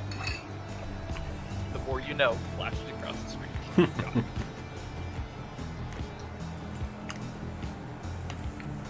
So, are we done investigating? I think I asked this already. Yeah, we said yes, though I turned to Ash and I say, Hal, all of our stuff is, and I wave the floppy disk. I don't have a computer. There, I turned to look at BJ. BJ, you missed a perfect opportunity. The files are in the computer. Jason turns, in the computer? Smashes the Macintosh.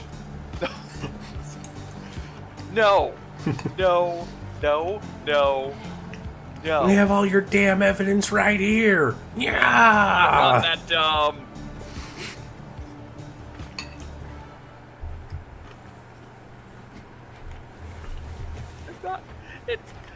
I'm not Owen. Aw, She's 11. that's fair. She is 11. I'm 11. See? Exactly. That's my catchphrase. I gotta It turn is. this beat down It again. is your catchphrase, little cinnamon bun. Aw. Olwen totally messed up someone's computer. It's just covered in crayon. Covered in crayon. Yeah, that What happened to my crime scene? We couldn't stop her. expensive $600 1980s computer. We couldn't stop her. Her cat tried to claw us to death. What Oh. cat? I was like, oh, that cat did not make it inside. Or Yeah, did the it? cat's probably just sitting outside, just going.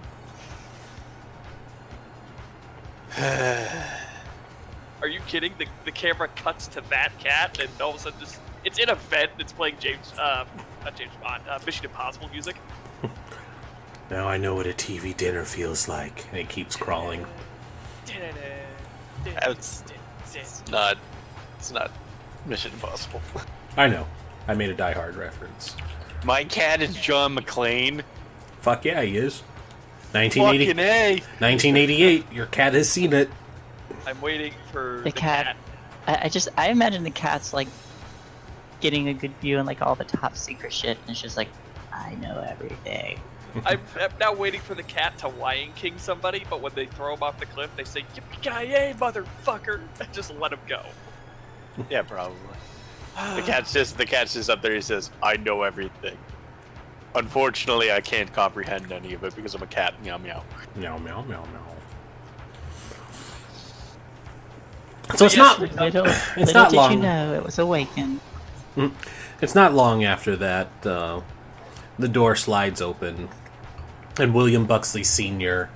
Steps through, looking a bit disappointed, and he says, "Oh, children, I'm terribly sorry.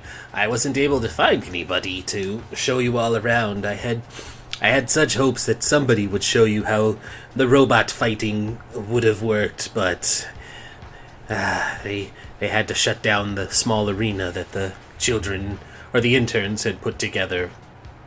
I don't care. Your BattleBots was fucking awesome. Yep, basically BattleBots. Because that's like what you do in high. BattleBots. That's basically what you do in high school robotics. You just make fighting robots. And but you know, this is alternate 1980s, so they probably have like laser cannons and plasma swords. Anyways, he's like, I'm very sorry, children. I don't think we're going to be able to get a look at the robot arena. But if it's any consolation, I've got us a couple of token coupons to go down to the cafeteria. And he like waves his hands excitedly. Owen Is it jumps up pizza and day? down. Oh, no, sadly Fridays are pizza day, but it is Sloppy Joe's. Oh, I like sloppy joes. Fuck yeah, Sloppy Joe's are the best. Me too. Those says Just those. pulled Don't worry. pork everywhere. Don't worry, Don't worry, Mr. Buxley. Sloppy Joes sound better than some crazy fighting robots. Out of here. No, they don't. Yeah, he's like, oh my boy, I know when someone is trying to brown nose me, nothing is better than fighting robots. And he just he gives that like approving smile regardless. Jason Blinks. What's brown nosing? Don't worry about it, my boy. It's fine. Don't stress yourself on it too much.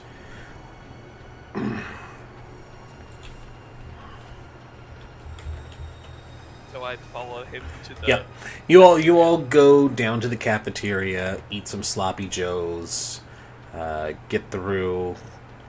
How many floors down is the cafeteria? I'm curious. It's on the 50th floor. Okay. You all get some great sloppy joes, and they're playing Honey I Shrunk the Kid on the TV in there, so you all get to enjoy a bit of hit new movies that's out right now by Disney. Also Back to the Future too. What is up with our demon wing angel Mickey Mouse robot? Someone's. I think Frost has been making additions, or Rez. I Yeah, also I haven't helped. done anything tonight. I also helped. Awesome. Things happen during downtime. We don't talk about it. Oh man, a lot of movies came out. 89. Anyway. Anyways, Sorry. lunch comes and goes. The sloppy joes are delicious. Oh shit, Toxic Avenger came out in 89, Rez. Nice. Yeah, no one is gonna watch it. They're not gonna let us watch that. Fucked up. Incidentally, Toxic Avenger 2 and 3 came out in 89. I'm not surprised, considering the production company. Yeah, that is a fast turnover. So the lunch is quick, or not quick. You guys have enough time to eat, and he continues showing you all around. It's fairly mundane after that, and by mundane I mean if we actually saw it, we'd be flipping our shit at all the cool technological stuff we're seeing. Do you guys have battle mechs? No, moving on. Mm-hmm. And it's like, yeah, this is the R&D department. They're testing a railgun. All kinds of crazy, mundane shit that's really boring and nobody wants to truly care about. He's like, yes, this is an import from Japan. It's called a VR simulation, and it's basically just Super Hot, but well before Super Hot has ever done. And he's like, but far too violent for you kids to be watching. So Can I it's- try it? Huh. 1989, Dragon Ball Z The Dead Zone came out. Also, one of my favorite animations, Wallace and Gromit's A Grand Day Out.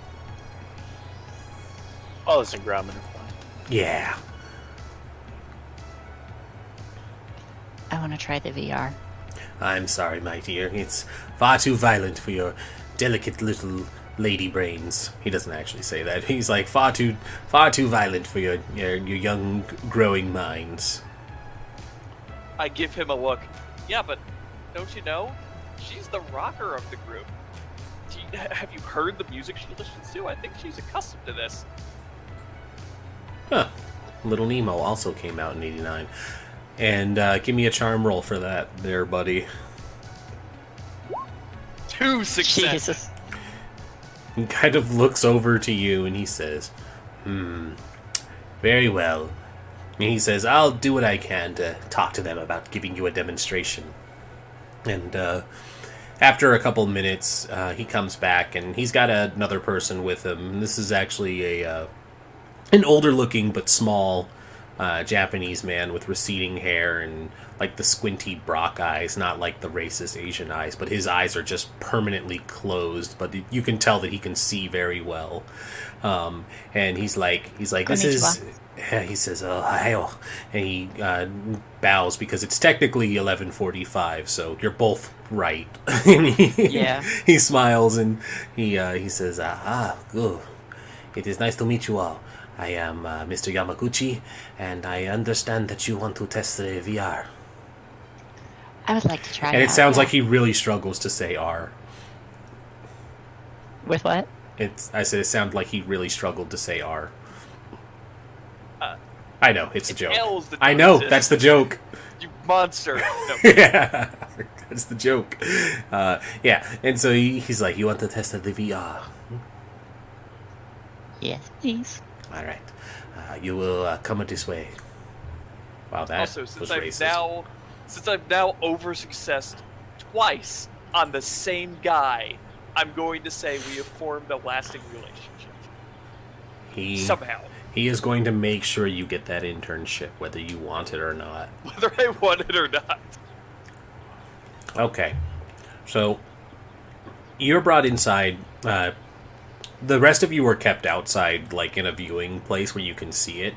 But Ashley is taken into this room, and when they say like it's a like up and coming VR thing, it's actually like the Fallout 3 VR simulation where it's like a cockpit, and you sit down and like the dome comes down and you're fully integrated into this thing. And he's like, judging by your clearance badges, they have signed away all liability for damages and mental strain, correct? I reread what's on the back of the badge. There's nothing on there that covers any of that, but you have the badge. Yeah. Buxley Senior also kind of like, yes, it's all perfectly fine. I'll take full responsibility for anything that might happen. That doesn't sound very reassuring, does it? And they load you in. They hook on some wires. There's like some things that get clamped onto your index fingers, and they put some like heart rate monitor where your heart would be on your chest. It's a female attendant does this, so you don't have to feel violated. But she like plugs in a couple heart rate monitors, and they give you this big, clunky looking headset to put on. And they're like, you will be projected into the virtual reality, and you will be able to fully integrate and play through the experiments as they conduct. Just act naturally, try not to freak out, and if you feel your brains leaking out of your ears, hit the panic button. And before you can be like, wait, what? He pushes the power button, and like the dome comes down over you, and the interior lights dim, and your vision goes black until like a single point of light appears at the center of this visor, and then it expands outward, and you're projected into basically super hot, where it's like a white landscape with the sharp outlines of buildings and objects, but they look polygonal, and you look at yourself and your outline is red and polygonal, and you can see that there are other people. And while it's not necessarily the game super hot, but that's like how you're being projected into this thing. And so I will need a program roll from you with 2 successes, because you've never done this before.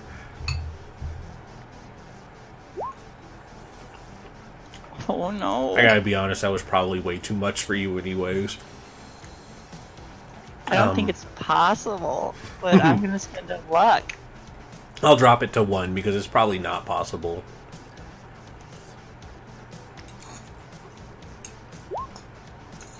Help. Oh, There you go. damn. So, you start going through the simulation. Before long, you start hearing boo, boo, boo, boo, boo, boo, boo, and all of a sudden, like a little sword and a shield appear in your hands, and you start going through the motions of playing this VR version of Legend of Zelda, and you're just kind of like going through it, and you're playing it, and to you, it looks as real as this VR could make it. And you kind of feel like the strain on your eyes and your brain, and you start to feel a panic attack come on, but then you hear like, just to control your breathing, do not flip out. Your brain is trying to evacuate your ears, and you just need to focus. Why do you keep saying that? And you take in a calming breath and dial it back, and sure enough, you're able to, keep playing until you're swarmed by a pack of moblins and you run out of hearts, and the little you Link dies, and you Watashi wa kore o ete. Shinheta. And your little Link avatar dies, and the screen goes black again before the things lift up, and fresh air starts cycling back in, and he's like, I am surprised. The last test subject we used had a mental breakdown and had to be... And Buxley is like, and he's doing the cut it talk, and he's like, don't mention any of this to the children. And he's like, oh, sorry. He was fine, and he had to go to the farm upstate. And he kind of looks at Buxley like, is that better? And he's like, yes, I suppose that's better. And so they help you out, and they walk you out back to where your friends are waiting. Oh, we got so many virtual concerts.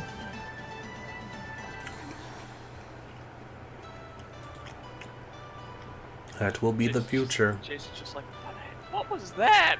And I blinked a picture out of what was going on. That was weird. Yeah, then basically what the two of you are seeing. You guys outside are seeing the top picture. She's seeing the bottom one. Except she is Link. Yeah, I know. Just That was pretty neat. I like that. He says, yes, it's going to be the future of gaming. I think Mr. Yamaguchi was talking about calling that Breath of the Mild or something. He says, wild. He's like, yes, wild. I'm not sure what it means. It's probably something flowery moon speak. Probably on the That's poetic side. racist. Yes, I imagine it would be quite insightful, really. they all just look like a bunch of cubes. I don't understand what was. That wasn't a bunch of cubes. It Jason was looks real. very confused.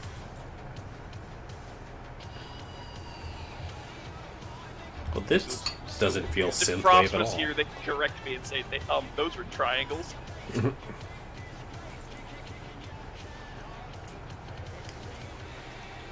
Those polygons are not squares, okay? That was Basic cool. geometry. Basic geometry. Nice. I like it. Speaking of Queen remixes, I'm all. Thank you, Fazmode. I'm gonna put this on my playlist somewhere.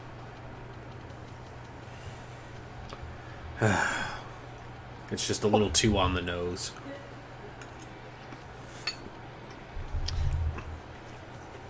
Ashley's just spinning the drumsticks on the way out. Mm-hmm. And so the tour continues, and you all make your way back towards the top. And as you get on the elevator to go back up, the numbers keep going and going and going. And it stops just shy of the ground floor, and Buxley Senior's like, "Oh, this is very odd indeed," and it looks like it doesn't have a number on it, and the door slides open, and it looks like you're about halfway between two floors. And he's like, "Oh, children, this is not good at all." And the lights flick off and then flick back on with that like deep ominous red when there's a security alert. Did we just go on lockdown or something? And Owen's as you frantically swinging her lanyard around. and as Ashley goes, "Did we go on lockdown or something?" You hear that like klaxon where it's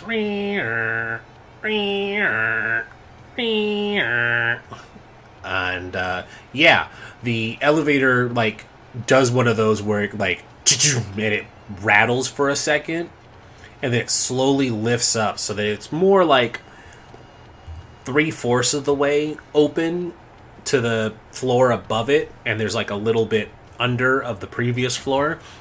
And William Buxley Sr. is like, "Oh, this isn't good at all. Children, you need to quickly get out of the elevator." And I agree! and he's going to assist, but I need everybody to make a body move. So do we get anything? Do for I his get an assist? extra D6 for his assist? yes, he's assisting, so you're getting an extra because he's going to help you all out of the elevator. All right, I'm gonna just include the. I will give a success to somebody, and let me roll the extra Probably D6. to that Ashley. I will give 2 successes to somebody.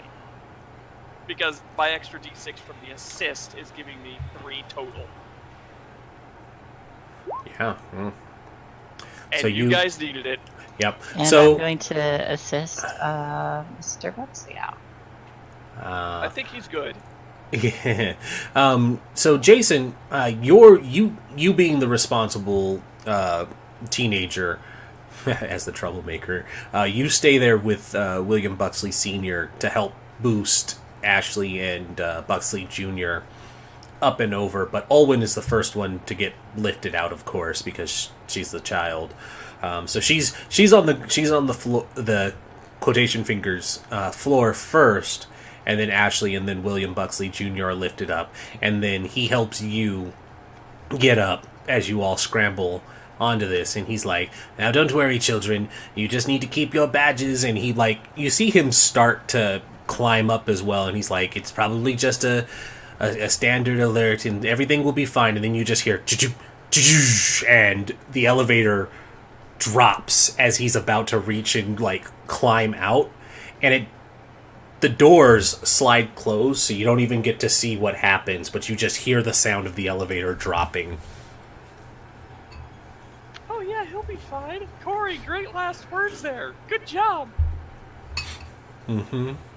The elevator that just let It's with, okay. Buxley's father. Boy, I mean, boy, contrary- if only that device didn't blow up the day before, the teens could have caught the robot and everything would have been fine. So now you have William killed a bunch of kids, and now his dad is dead. What? Actually, contrary to what the media does, falling elevators are actually pretty safe because it's Yeah. a giant fucking box of armor. Yeah, depending on how far that elevator may fall, hundreds of stories, he's probably much safer inside of it than if he wasn't in it at all. I get jostled a bit, but even reaching terminal velocity, elevators don't generally get crushed like they do in the media. Oh no, it's not the crush we're worried about. We're worried about he hits terminal velocity and then the elevator stops. That's the Usually it's the stop part of falling that kills you. Yeah, no, but she's People not. don't die in falling elevators. Yeah, she's not wrong. Depending on the height and stuff, you should be fine. Well, I mean, even then, Jason's just like, Well, that's horrifying, but how But do you turn Your off third- anti-gravity? your 13-year-old But we're 13 kids. years old. Yeah, it's like you're 13-year-old kids, so you don't actually have this complex knowledge. Owen's hyperventilating at this point. She's absolutely in a panic. I give you a hug. I give Holwood a hug. There, calm down. It's okay. We're fine. I'm sure he's fine too. But as you say, it's fine. I'm sure he's fine. Everything's going to be fine. You need to stop talking, Corey. This makes me so much better. You guys look around, and you see that there's a sign that's posted, and it says floor 3, quarantine. Yeah, they quarantine things on the 3rd floor. Not very smart of them. It says floor 3, quarantine. And you look around, and as the klaxon is going, it's not constant, but every so often it's just but letting you know that there's something wrong, and the red lights are flashing in the strobe. You can see on the wall that was trying to reach the elevator panel to call the elevator, there's a bloody handprint, and it's got the drag, and there's a blood trail that disappears behind the reception desk off to your left. I suddenly think it was safer in the elevator. I agree. But there's this reception desk where there's a bloody trail, and there's a hallway straight ahead. But there's also a map to the right that looks like it has, in case of emergencies, evacuation plans are as follows. And it's got the little drawings and stuff of what's the safest way to get out. And it never points to the elevator because, they want you to take things like stairs if there's a fire. I start looking for where the stairs are on the map. Give me an investigate. I try to peek around the desk. I am too panicked to look at the map. Oh, yeah, you're panicking. Is there there needs to be a composure one to keep you from freaking the fuck out. Lead. Lead. Everyone. Calm down. Hey, we'll be alright. Or could I just have you test heart? Because It's but be aware, lead is really risky. lead is for other people. Yeah, you give dice to other people, but if you screw up, That's not because what you try I. to lead them, you start taking extra conditions. Yeah, that's not what I want. That's not what she's doing. I want her to compose herself for what she's about to look at. There needs to be Empathize? There needs to just be a general composure one, because I want it to be how you handle seeing something. Could be just a straight heart check, like you were saying. But it says heart is the ability to make friends, lie, know the right people. It's basically your social skill. Mind then? Body, ability to jump, run fast, ability to find weak points, understand people, situations, and creatures, solve riddles, understand clues, and have the right knowledge. Right. See, it doesn't cover anything like that. Well, shit, I'll just leave it to you to interpret how Ashley would react then. As you go around this desk to see what it is, you see a receptionist in what used to be pristine white, pants and a top that kind of crossed over and buttoned up, and it's the short sleeve. Looks like the stereotypical sci-fi receptionist in a crisp white outfit, but it's stained with blood and shredded in places where her chest had been ripped open and the guts torn out, and her eyes are open, staring blankly up at what would be the ceiling, but as you peek over it, it's looking up at you.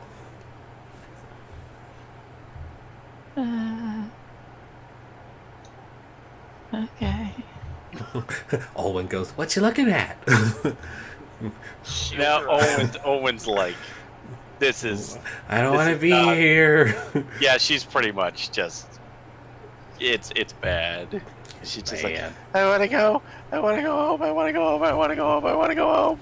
It's okay. Jason- We'll find the stairs. Jason, as you're looking at the map, There's you- a big blood smear there. no, you're looking for the directions, and there are several dotted paths on this map, and you're panicking, so you pick the best one that you think is the right way and start guiding them down this hallway away from the stairs.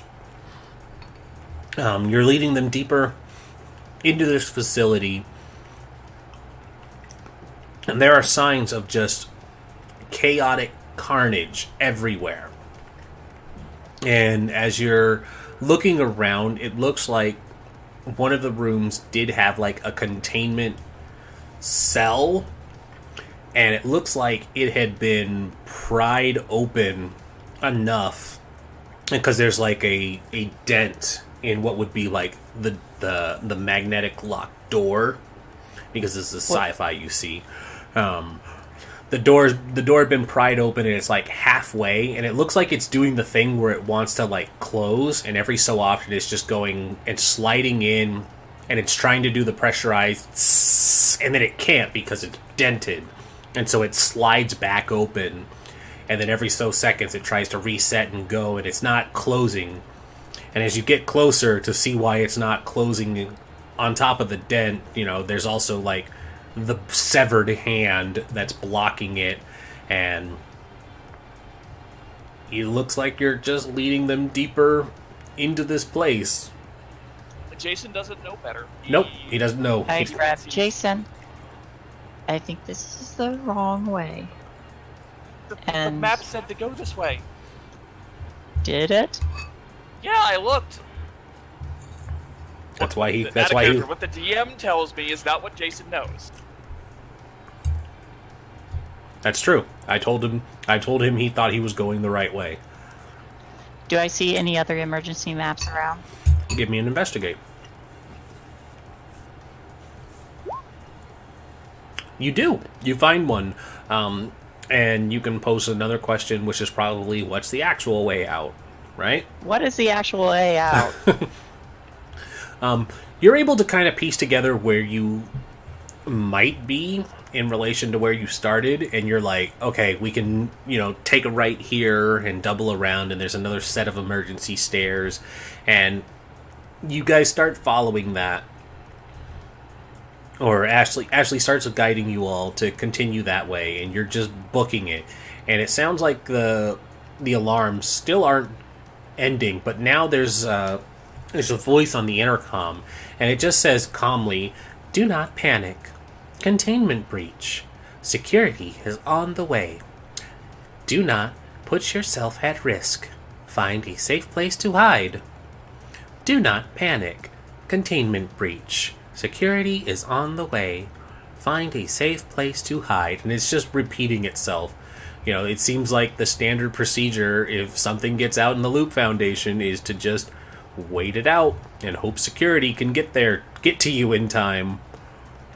I'm just reminded of from And, some of the written things from Doom 2016.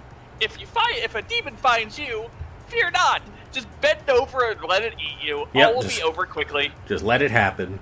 Yeah, this is more of like the SCP one, where it's like, do not try to run from it, because that might make it do the horrible things. It's like, just try to stay out of sight. You were saying, Ashley. I want to listen out for anything moving or following us. Absolutely. Which would be a...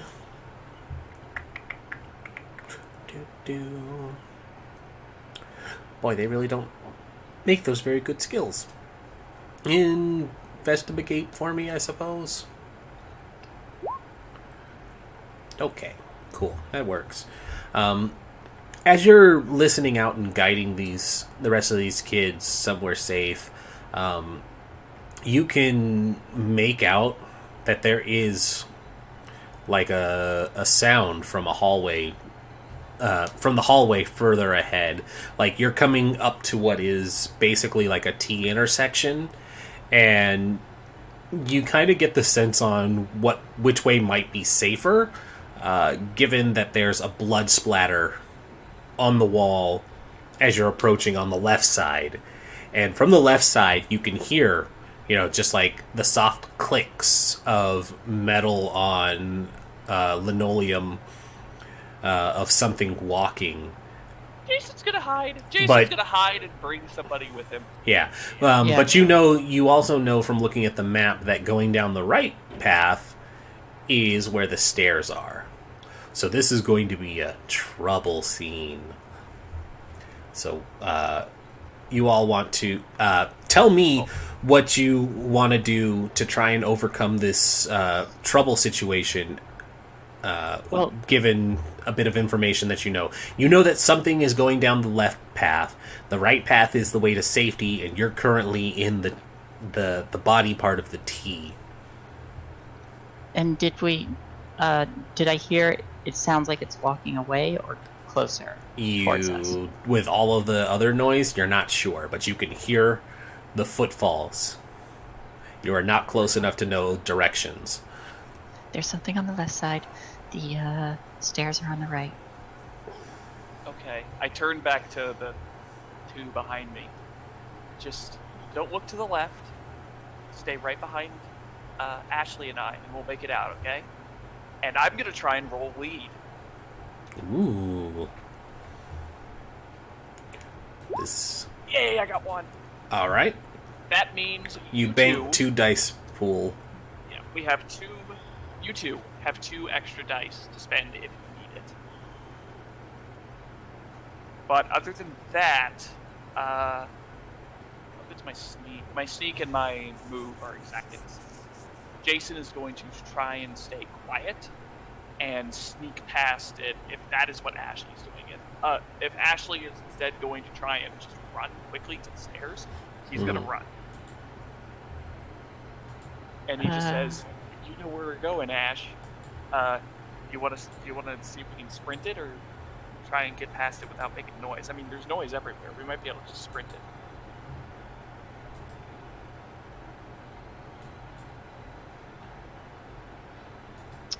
Personally, my move is higher than my sneak, but I can do either. Let's move then. My move is 6. Morph's gonna come back and be like, "What the hell did I miss?" So much so. Okay, we'll run it then. Olwyn and William okay with running? Either choice is equally bad for me, so... Olwyn does not do the physical stuff. Or does the nerd? Well, I have a spoon. Why do you still have the spoon? You never know. Why do you still have the spoon? Yeah, just yeah. So it's like, oh, I got the spoon. Still carrying that? Why? If whatever it is starts chasing, I want to I would like to like, how can I make something trip over a spoon? I don't know about trip over a spoon, but you might be able to throw it as a distraction, Ash. I would like to use it as a distraction then. You're gonna use the spoon as a distraction? Have it make Yeah, I noise. don't know. I could, but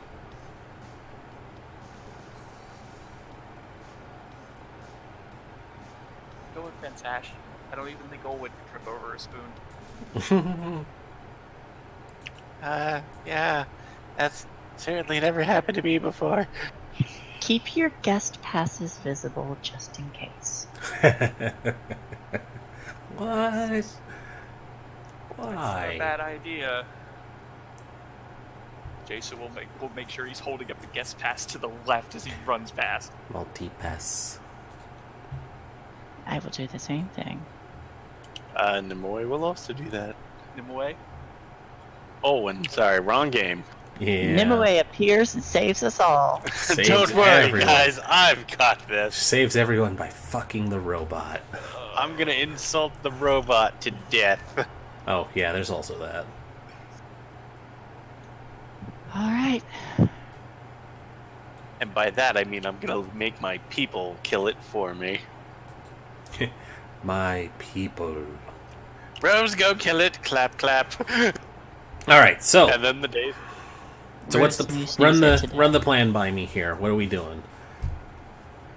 I believe we are running and holding our lanyards out, and then Ashley's going to use the spoon in some sort of a clever plan to distract whatever is over there. I was gonna say just throw it down the hallway. Make a noise to the left while we run right. You don't have to be the fastest person. You just have to be faster than William Buxley Jr. Yeah, pretty much. All right, so that's going to be move body from everybody, and you want to try and make a distraction. So I will also need a force from Ashley. Ashley, do the force first. Well, okay. And I will be spending luck on that. me and Buxley have Fuck The yeah. spoon dice. fucking saved us. Two dice. Two dice? Two dice. We have Two dice. Two dice in the pool. Yes. And we can use that whenever we... Or do we Or have to this use it trouble. on... Okay, It so has I to be have this to use it in this... Okay. I'm going to use one. Use it if On you need this. them. They'll hang out. I'm going to use one right now. And then I'll save the other one just in case. But I want to know what that force did first, or if I need to spend luck on my move. Well, it's going to be one success with the bonus, and I would say that you use it to pin the opponent because it's just a spoon. And so, as you all basically have this crazy idea to start booking it, Ashley takes the lead and she rounds the corner. And Ashley, what you see as you come around the corner is this very makeshift, cobbled together looking robot, and it's, for all intents and purposes, kind of use the picture as like a reference of the way the body looks, but it's got like a summer dress on that's splattered with blood. It's got the shape more of a teenage girl, and it has a like brunette wig on its head, and one of those like doctor masks that keep you from breathing on the patient, covering the lower half of the face. But the robot seems to be busy impaling one of the security forces with like a clawed hand to the wall. As you round the corner, you're like, shit, and you throw the spoon as hard as you can as it notices you and turns to start moving towards you, and the spoon Gets lodged sticks in in the stairs or something. something? Yeah, it manages to stick in something that makes its legs not like move. You see the gears trying to shift it, but it can't get going enough. And as you all start moving, it's stuck there in place, and you all book it for this door that's marked for the stairs. And as you do so, the door on the other side of the hall opens up, and you can see that there's a number of like security people armed, and they're like, there it is! And you hear the sounds of gunshots going off as you all disappear into the stairwell.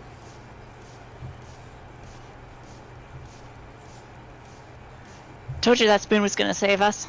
But you have lost the you're spoon, right. so Shut up. take Keep it off. running. You have lost the spoon, take it off your inventory. All right, you're fine. The spoon was a great idea. Can we get out now? That's why they call me Big Spoon.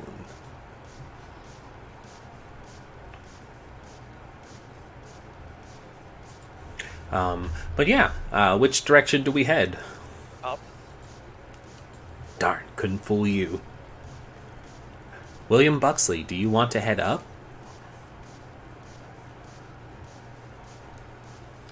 Sure. Okay. So, you all start making your way up the stairs, and I'm gonna need another move body for you because the luxury of the elevator was you didn't have to climb all these stairs. Move isn't my forte at all. Apparently, well, I mean, I only have 3. Oh, jeez. The 11-year-old body is built for endurance. Apparently. It's not. No. It's not even close. Mm-mm. Jason and Ashley ran too hard to escape to escape Amanda, and are just. Mm-hmm. Need one from Buxley. Or did I miss his?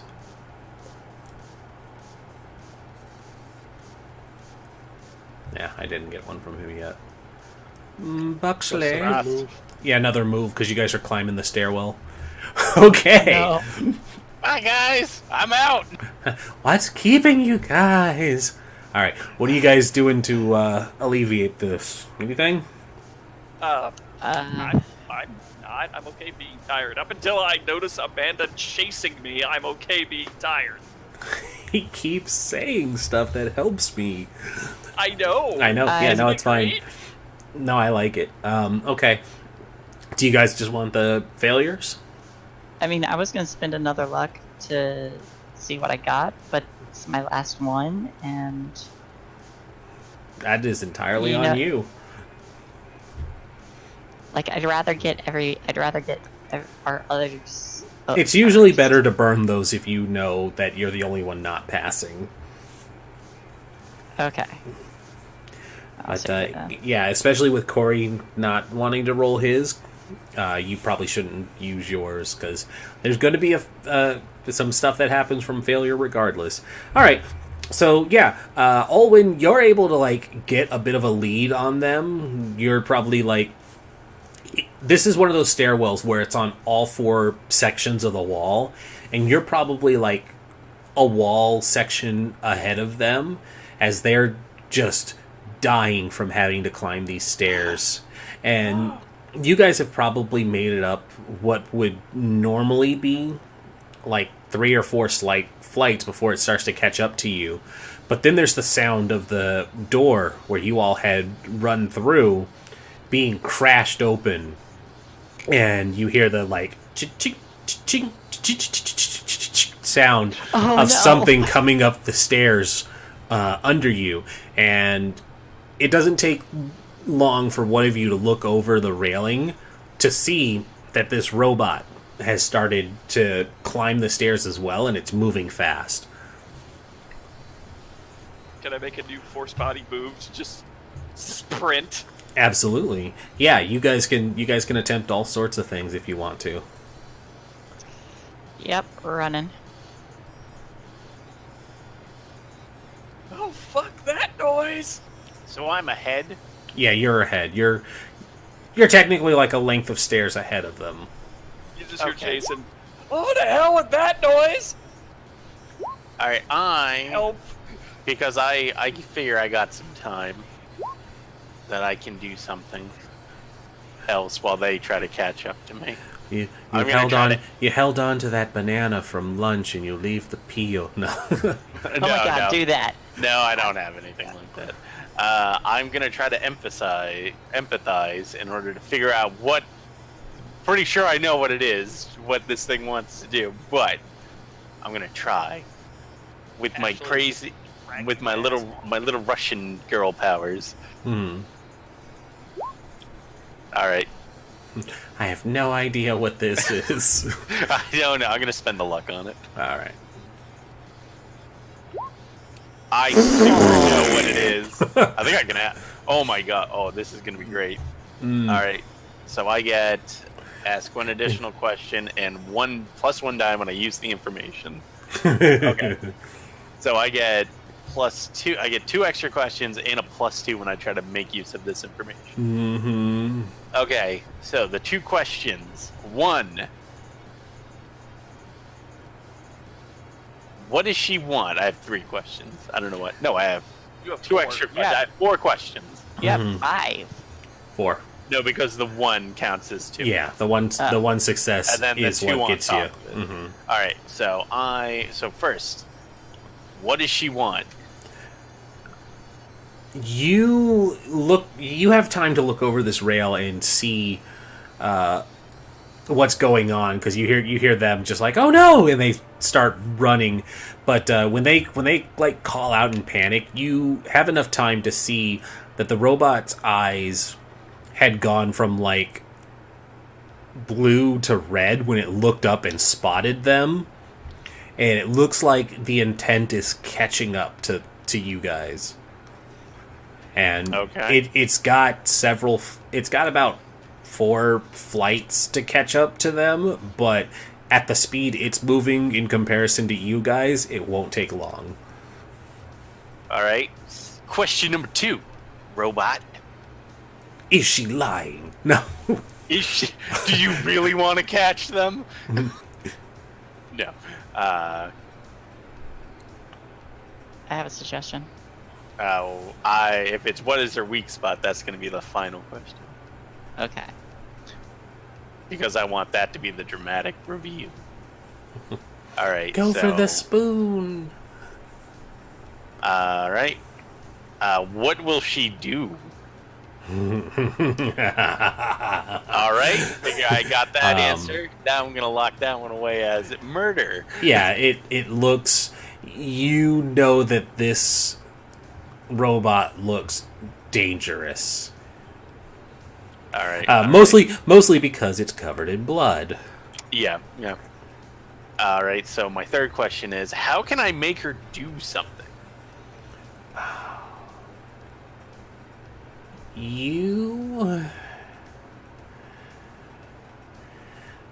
Oh man, that's going to be so hard to give you information because you were drawing. I can move on. Because again, you have to give me the answer in a way that an 11-year-old girl would understand it. So I don't think there's anything All right. I could give you for Yep, that one, she's so not- I'll give you a she's not mulligan techie. on it. She's not- all right, she's not techie, so that makes sense. What is her weak spot? You look at it, and you can see that even though she's running, there is kind of like a limp to the step. It looks like they weren't able to pry the spoon out of the gear that it got stuck in, and so it's just kind of doing that thing where it's grinding into it, and it's grinding enough that it's overriding the jam, and it's able to move at like a limpy gait. That's Boone, guys. All right, okay. Trying to think of a good question because I'm not gonna. None of these really apply anymore. All right, so.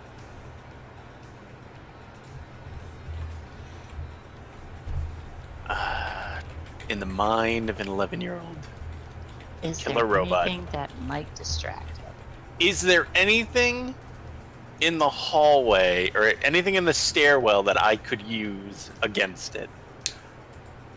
You have that panicking moment where you're looking left to right trying to find something, and sure enough, there's a fire extinguisher on the corner where you're at, and you're like, perfect.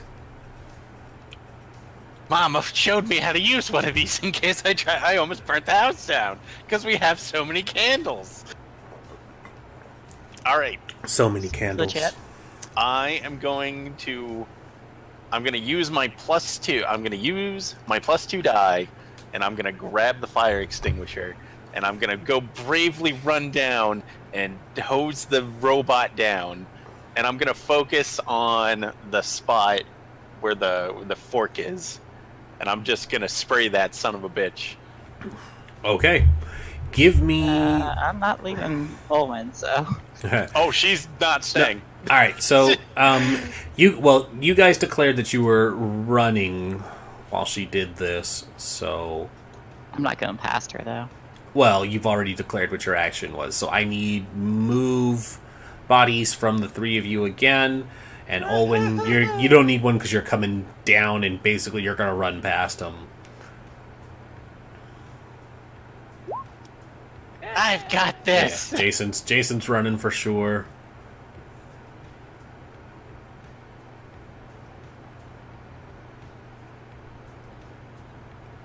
Need one from William and Ashley. Okay. William is still huffing and puffing. If I roll a move, am I able to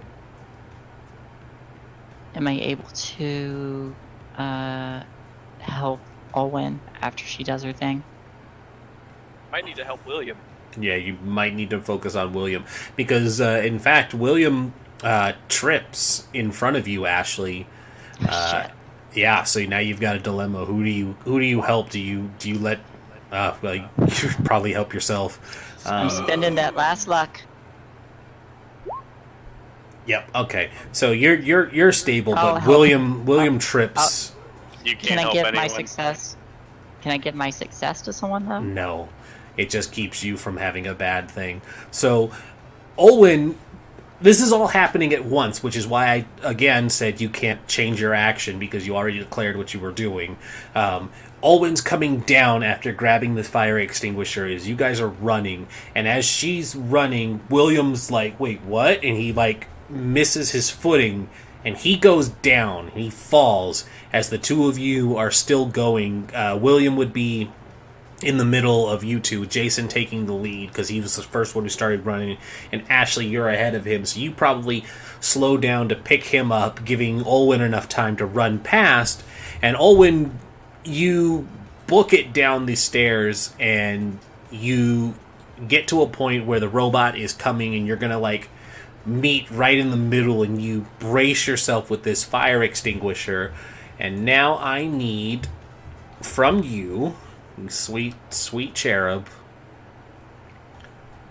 I think it's just Tinker to manipulate it. Yep, Tinker. I need a Tinker roll from you, and I will, because I know you probably don't have tech, this is just going to be a 1, even though it should be a 2, because this robot will murder the fuck out of you if this was any other game. Remember, I get 2. You do. So I get an additional 2. I can make it. I can. It's like bad. it's like I can make it harder. Yeah, I mean, think I'm you're just saying good. it's up to you what you want to do with it. But No, I remember, think it's I do good. have that, and I still have a floating 1 die, so I'm gonna put all of it into this because nope, I don't want to die. All right, so this is a Tinker with +3 with all of my bonuses. Oof! I should have made it 2. Well, You can make In it fact, two. Say it in was fact, two. Say in it fact, was two. shit. Yeah, it was 2 because this was gonna be a hard and ballsy thing that you were trying to do. So yeah, so Olwen, you brace yourself and you're like, you think of your like best one-liner from watching. Oh no, she's like crying. Oh, like, okay. There's no one-liner. She is terrified. Okay, But she's in absolute tears, and she is just and you just spray and pray with this. Pretty much, because her drive is literally, they accept me, I'll help, I'll always help. Oh no, it's so beautiful, you sweet cherub. So yeah, you unload the entire contents of this fire extinguisher on the robot, and your eyes are closed. You're not looking at it. You're just crying as everybody else is like, "No, Owen!" And you just spray, and the rest of you see this robot looks like it's got like claw knife hands, and it's like lunging at her as the power of 80s movie sci-fi does. This fire extinguisher actually has like a super polymer, freezing it's a gel thing. Yeah, it's like a fast acting gel, and she just plasters this thing into this like airtight fire retardant concrete, and it just freezes literally in place in front of her. And it has this murderous intent on its face and its posture, but it's stopped dead in its tracks. I run down and I grab Olwen, and I'm helping William up, And if I have time, I'm gonna kick it in his face and see if I can knock it down the stairs. By its Sweet. Give me a move body, and I need 3 successes for trying to do all of this awesome No, stuff. don't kick it! Don't let it free, you fool! Oh, sorry. Give me a move body with 2 successes, and I need a force body with 1, because kicking it's not connected to your ability to move. Uh-huh. I'm gonna help whoever's left behind, because Ash can... there's no Probably way William Ash can Buxley. do All right. I'm gonna take a condition. Mm-hmm. What condition are we taking? I am taking. Oh gosh, do I get scared or exhausted? You've been running up these stairs. I Yeah, think exhausted's exhausted fine. is the most appropriate. Yeah. Cool. Roll it again.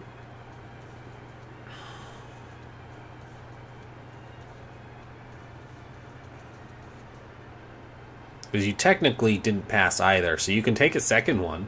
You can get scared and exhausted if you want to re-roll both.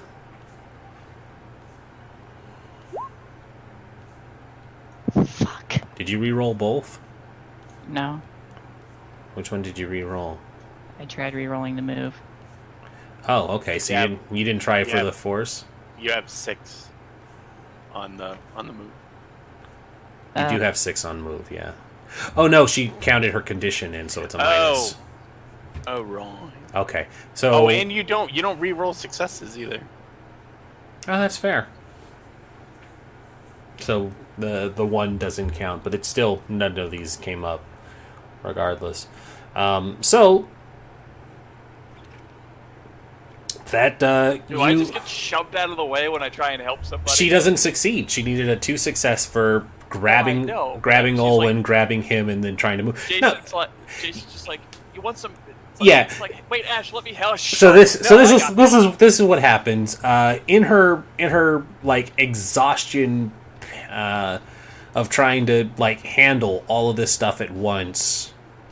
She grabs Olwen and she basically can get Olwen up into her arms, and then she reaches down to grab William as you're trying to do it too. The 2 of you collide into each other and topple over, and the 4 of you just fall into this tumbled mess of body, and Olwen rolls out of her arms, and of course the way stairwell railings are, they usually have like the bar and then the crossbar, so she rolls and she's about to topple off the stairwell, and I need a quick move body from Jason to try and my catch her God. from falling. Nice. So, Jason, tell me your Not heroic my rescue. little cinnamon bun. Tell me your heroic rescue of Olwen dangling over the side of this thing.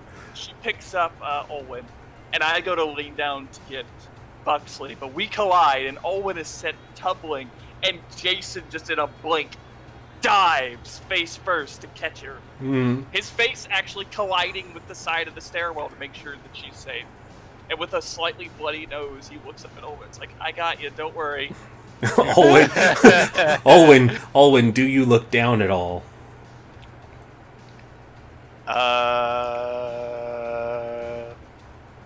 I'll tell you what. I'm gonna roll something to determine. 1d2, let's see. yes or no? Yep. 1d2. Yep, she's looking down. You don't see the bottom. It keeps going down into blackness. She starts screaming. As she screams, the sound of the sealant, freezy compound starts to crack and fracture, and you can see that the robot is starting to move again. And as it does, it's kind of like looking, and it locks eyes with William, and you hear it basically just Buxley. No, time to go, time to leave. Jason carrying Olwen, those were fake. It's just bolting, and he just looks at Ash and says angrily, because he got hurt saving Olwen, who she nearly threw off a cliff. Get him! Nearly threw I off a was cliff. trying to help. I just want to point out I had totally solved this problem, and then everybody made it worse. Everyone made it worse. Yes. That's why I love this pass-fail system. It's like, you did it! And now everything's on fire! This is fine. Alright. Yeah, so you guys... Robot side now. What's that, Shay? Nothing. Not even gonna add anything. I don't understand the problem. What's the matter? Me neither. I'm confused. Just everyone chewing me out. We're I'm not chewing knowing. you out in character. Yeah, I'm not you're chewing in you out. character. I Hey. appreciate you coming to save me. I really do. In character, you failed the roll, so the bad thing happened. It's like you just gotta keep going. Flee. It's like the more complicated the thing you try to do, the more complicated the roll will be. And so, you all, I don't need more move bodies from you guys, but you all continue up these stairs, and while it sounded like it was starting to break free, it's slow going and it can't seem to get out enough to put up the chase anymore. And before long, you all see a sign that says ground floor, and you crash through it, panting for breath again. And as you do, several I black... held up my lanyard. yeah, several black attired security guards, and they're in like full security gear. They've got like little riot shields and the MP5s. Their faces are covered. They've got like little protective goggles and stuff, and they all turn, and the like flashlights of the guns are pointed on you. And Olwen holds up her pass, and she's like, "Don't kill me!" And Jason, Panting, I just point to the stairwell. yeah, and she's Jason, upon seeing this, he's seen bodies. He's been chased by a murderous robot. He's exhausted, both emotionally and physically. And now the government is going to kill him. Or in his side it is. He just loses it and vomits all over the floor. That's awesome. He's like, "I'm dead. I knew this was how it was gonna end. They're gonna silence us." And just, he completely loses it. He just does the game over, man. Game over. And as he's losing his sloppy joes, Marcus Preston lifts up his like Spec Ops goggles, and he's like, "Ashley, Jason, Olwen," and he like runs over to you guys. And he's like, "Put your weapons down. They're just kids." And he like rushes over, and he like does the like, "I'm surprisingly not a bad guy," protective father group hug of you guys. And he's like, "We didn't know where you all were. We were going to send people down to look for you. Are you okay?" And Send people down, they just ended Robot. up dead. And Jason, I'm just panting, and I say, "Rogue, robot." goddamn Reploids. And Always just crying, and like yeah. she's trying to get. She's like, the hug is nice, but she's absolutely trying to get the hell away from that door. William, how are you coping with all of this? I'm too sick to care. No, William. Oh, you're not talking about Jason being No, sick. not going. Yeah, but there's kind of some important stuff for William to be reacting to. There's a lot of important stuff for Williams to react I love Frost. Is he concerned at all? Is he looking around for anything in particular? He's just got 1,000-mile stare right now. All right, and so the Sarah. scene. Sorry. Mr. Buxley was in the elevator. It fell a little bit. I don't know how far. He kind of looks down and he's like, yeah, that was about 100 stories down. crushed like a tin can. No, I'm kidding. The elevators are the safest thing you could be in such a situation. He's perfectly fine. Why would you joke about that? Trying to lighten the mood. He specifically looks to William Buxley Jr. and he's like, not only is it safe in there, but there's like a built-in like foam, impact foam that deploys whenever the safety mechanisms fail on those elevators. We should have He stayed in there. basically landed in Jello. He's fine. And Why did you kick us Is it out? cherry and you hear him go cherry flavored as they're like ushering him out, and he's got like a blanket wrapped around him, and the gel is actually like green, so why he says it's cherry flavored doesn't make sense to anybody's brains. I have so much Jello in places I don't want to tell you about. I'm no longer into women. Margaret is going to have a Dickens of a time cleaning this all off of me. 1980s. I would have so much have preferred to go on the Willy Wonka elevator trip. No, why Right. did you make us leave? he looks at you all and he's like, I'm so very glad you children are all right. The We elevator. all look at him with these 1,000-yard horror stares. I probably have blood all over me. Yeah, there's probably blood. And he kind of like he looks over to Mr. Preston and he's like, oh dear, it looks like they may have seen a thing or two. And he's like, they're far too young for the mind wipes. And he's like, you're right. How would you kids like some ice cream? Yay! We all say while crying. Yeah. and that's And where that's how you buy silence. and that's where the episode kind of ends for this session, since Morph isn't here and William isn't in his right Able mind. to speak. Yeah. The scene ends with you all taking a trip to the Loop Foundation ice cream parlor, coincidentally also on the ground floor. They claim to have 49 different flavors, but they're all just variants of vanilla. Oh, that's just cruel. No. They have to have orange cream. Come on. Nope, it's just they're all just variants of vanilla. French that's vanilla, Madagascar vanilla, Jason continues Vanilla crying while bean. eating the delicious vanilla bean. Vanilla- Is there an vanilla orange custard. No, they're just vanilla. And as you all eat the ice cream, you feel very tired. Oh no. Oh no. And eating the ice cream relaxes you all, and you feel tired. And Owen's allergic to vanilla. She didn't touch the ice cream. good try though.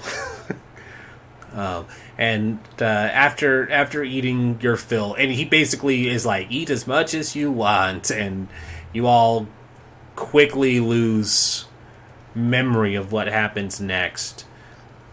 Like as I'm eating, I'm just like, Boy, it sure would be really terrible if they, black bagged us and we were never seen again. And then you Yeah, fall right. face first into your ice cream. but I was gonna say like I'm quiet for a little bit as we eat, and I'd actually like to. Go ahead, Shay. I'll let you finish.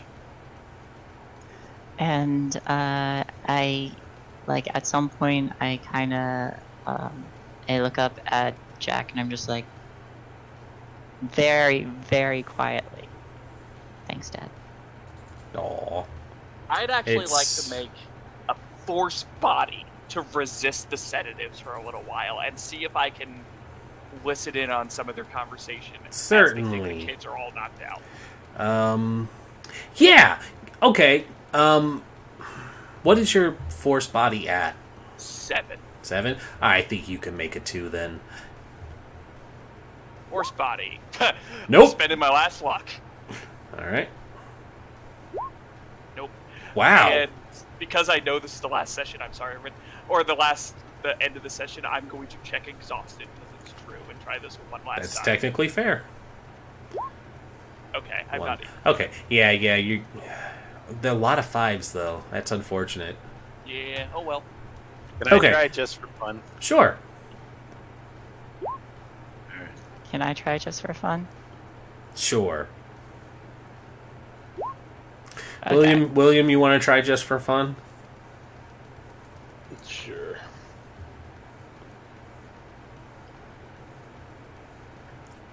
I like how you only had 2 dice and you're like, can I try for fun too? Yeah, I mean, who knows? Who knows? Just You double could sixes. you could get double sixes. Yeah, it could happen. Yeah, no. Yeah, the scene probably does close out with like Ashley just joking. It's like, or even Jason, because he's probably the one who's like, yeah, they were gonna kill us, and it's like, boy, it sure would be hilarious if they bagged and tagged us and we were never seen. And he just goes face first into the ice cream, and then Alwyn's like, I'm sleepy, and she slumps over into the seat, and William's like, hey, I don't even like vanilla, and he's out, and Ashley quickly drops as well, and the scene ends with the Buxleys and Mr. Preston kind of walking back in, and they're like, they're not going to remember any of this, are they? And he kind of shakes his head. He's like, only in their nightmares, I'm afraid. And they load you kids. Yeah, they load you kids up into into one of the cars, and they take you home. And where we'll pick up next week is you all waking up on Friday. Question. You know what the best part of this is? Question first. Because we have semi-control, will the sedative work? Or can we just say that it... We'll cover that on Yes. Friday. We'll cover that next week. Next week? Okay. Yeah. As they walk away, it's like, yep, just in their nightmares. And then, like, it's a shame that we had to do this like 10 times to the little one. Yeah. And it's like, should she... Yeah, and you hear one of the guys go, should that little girl really eaten so much of the ice cream? And he's like, I'm sure it won't have any adverse lasting effects. Now, Shay, what were you going to say? I just have an idea how we're gonna figure out that was all real. Someone is carrying one of those floppy disks. Mm-hmm. You have a floppy Oh. disk. Yep. All right. So that's where we're going to wrap up. Hopefully, we'll have non-dying players for the last episode, because unfortunately, we can't carry this over past next week. It's all or nothing. And so, stream, thanks for watching. Have a great night. Good night, everyone. Good night. Goodbye, stream. Night.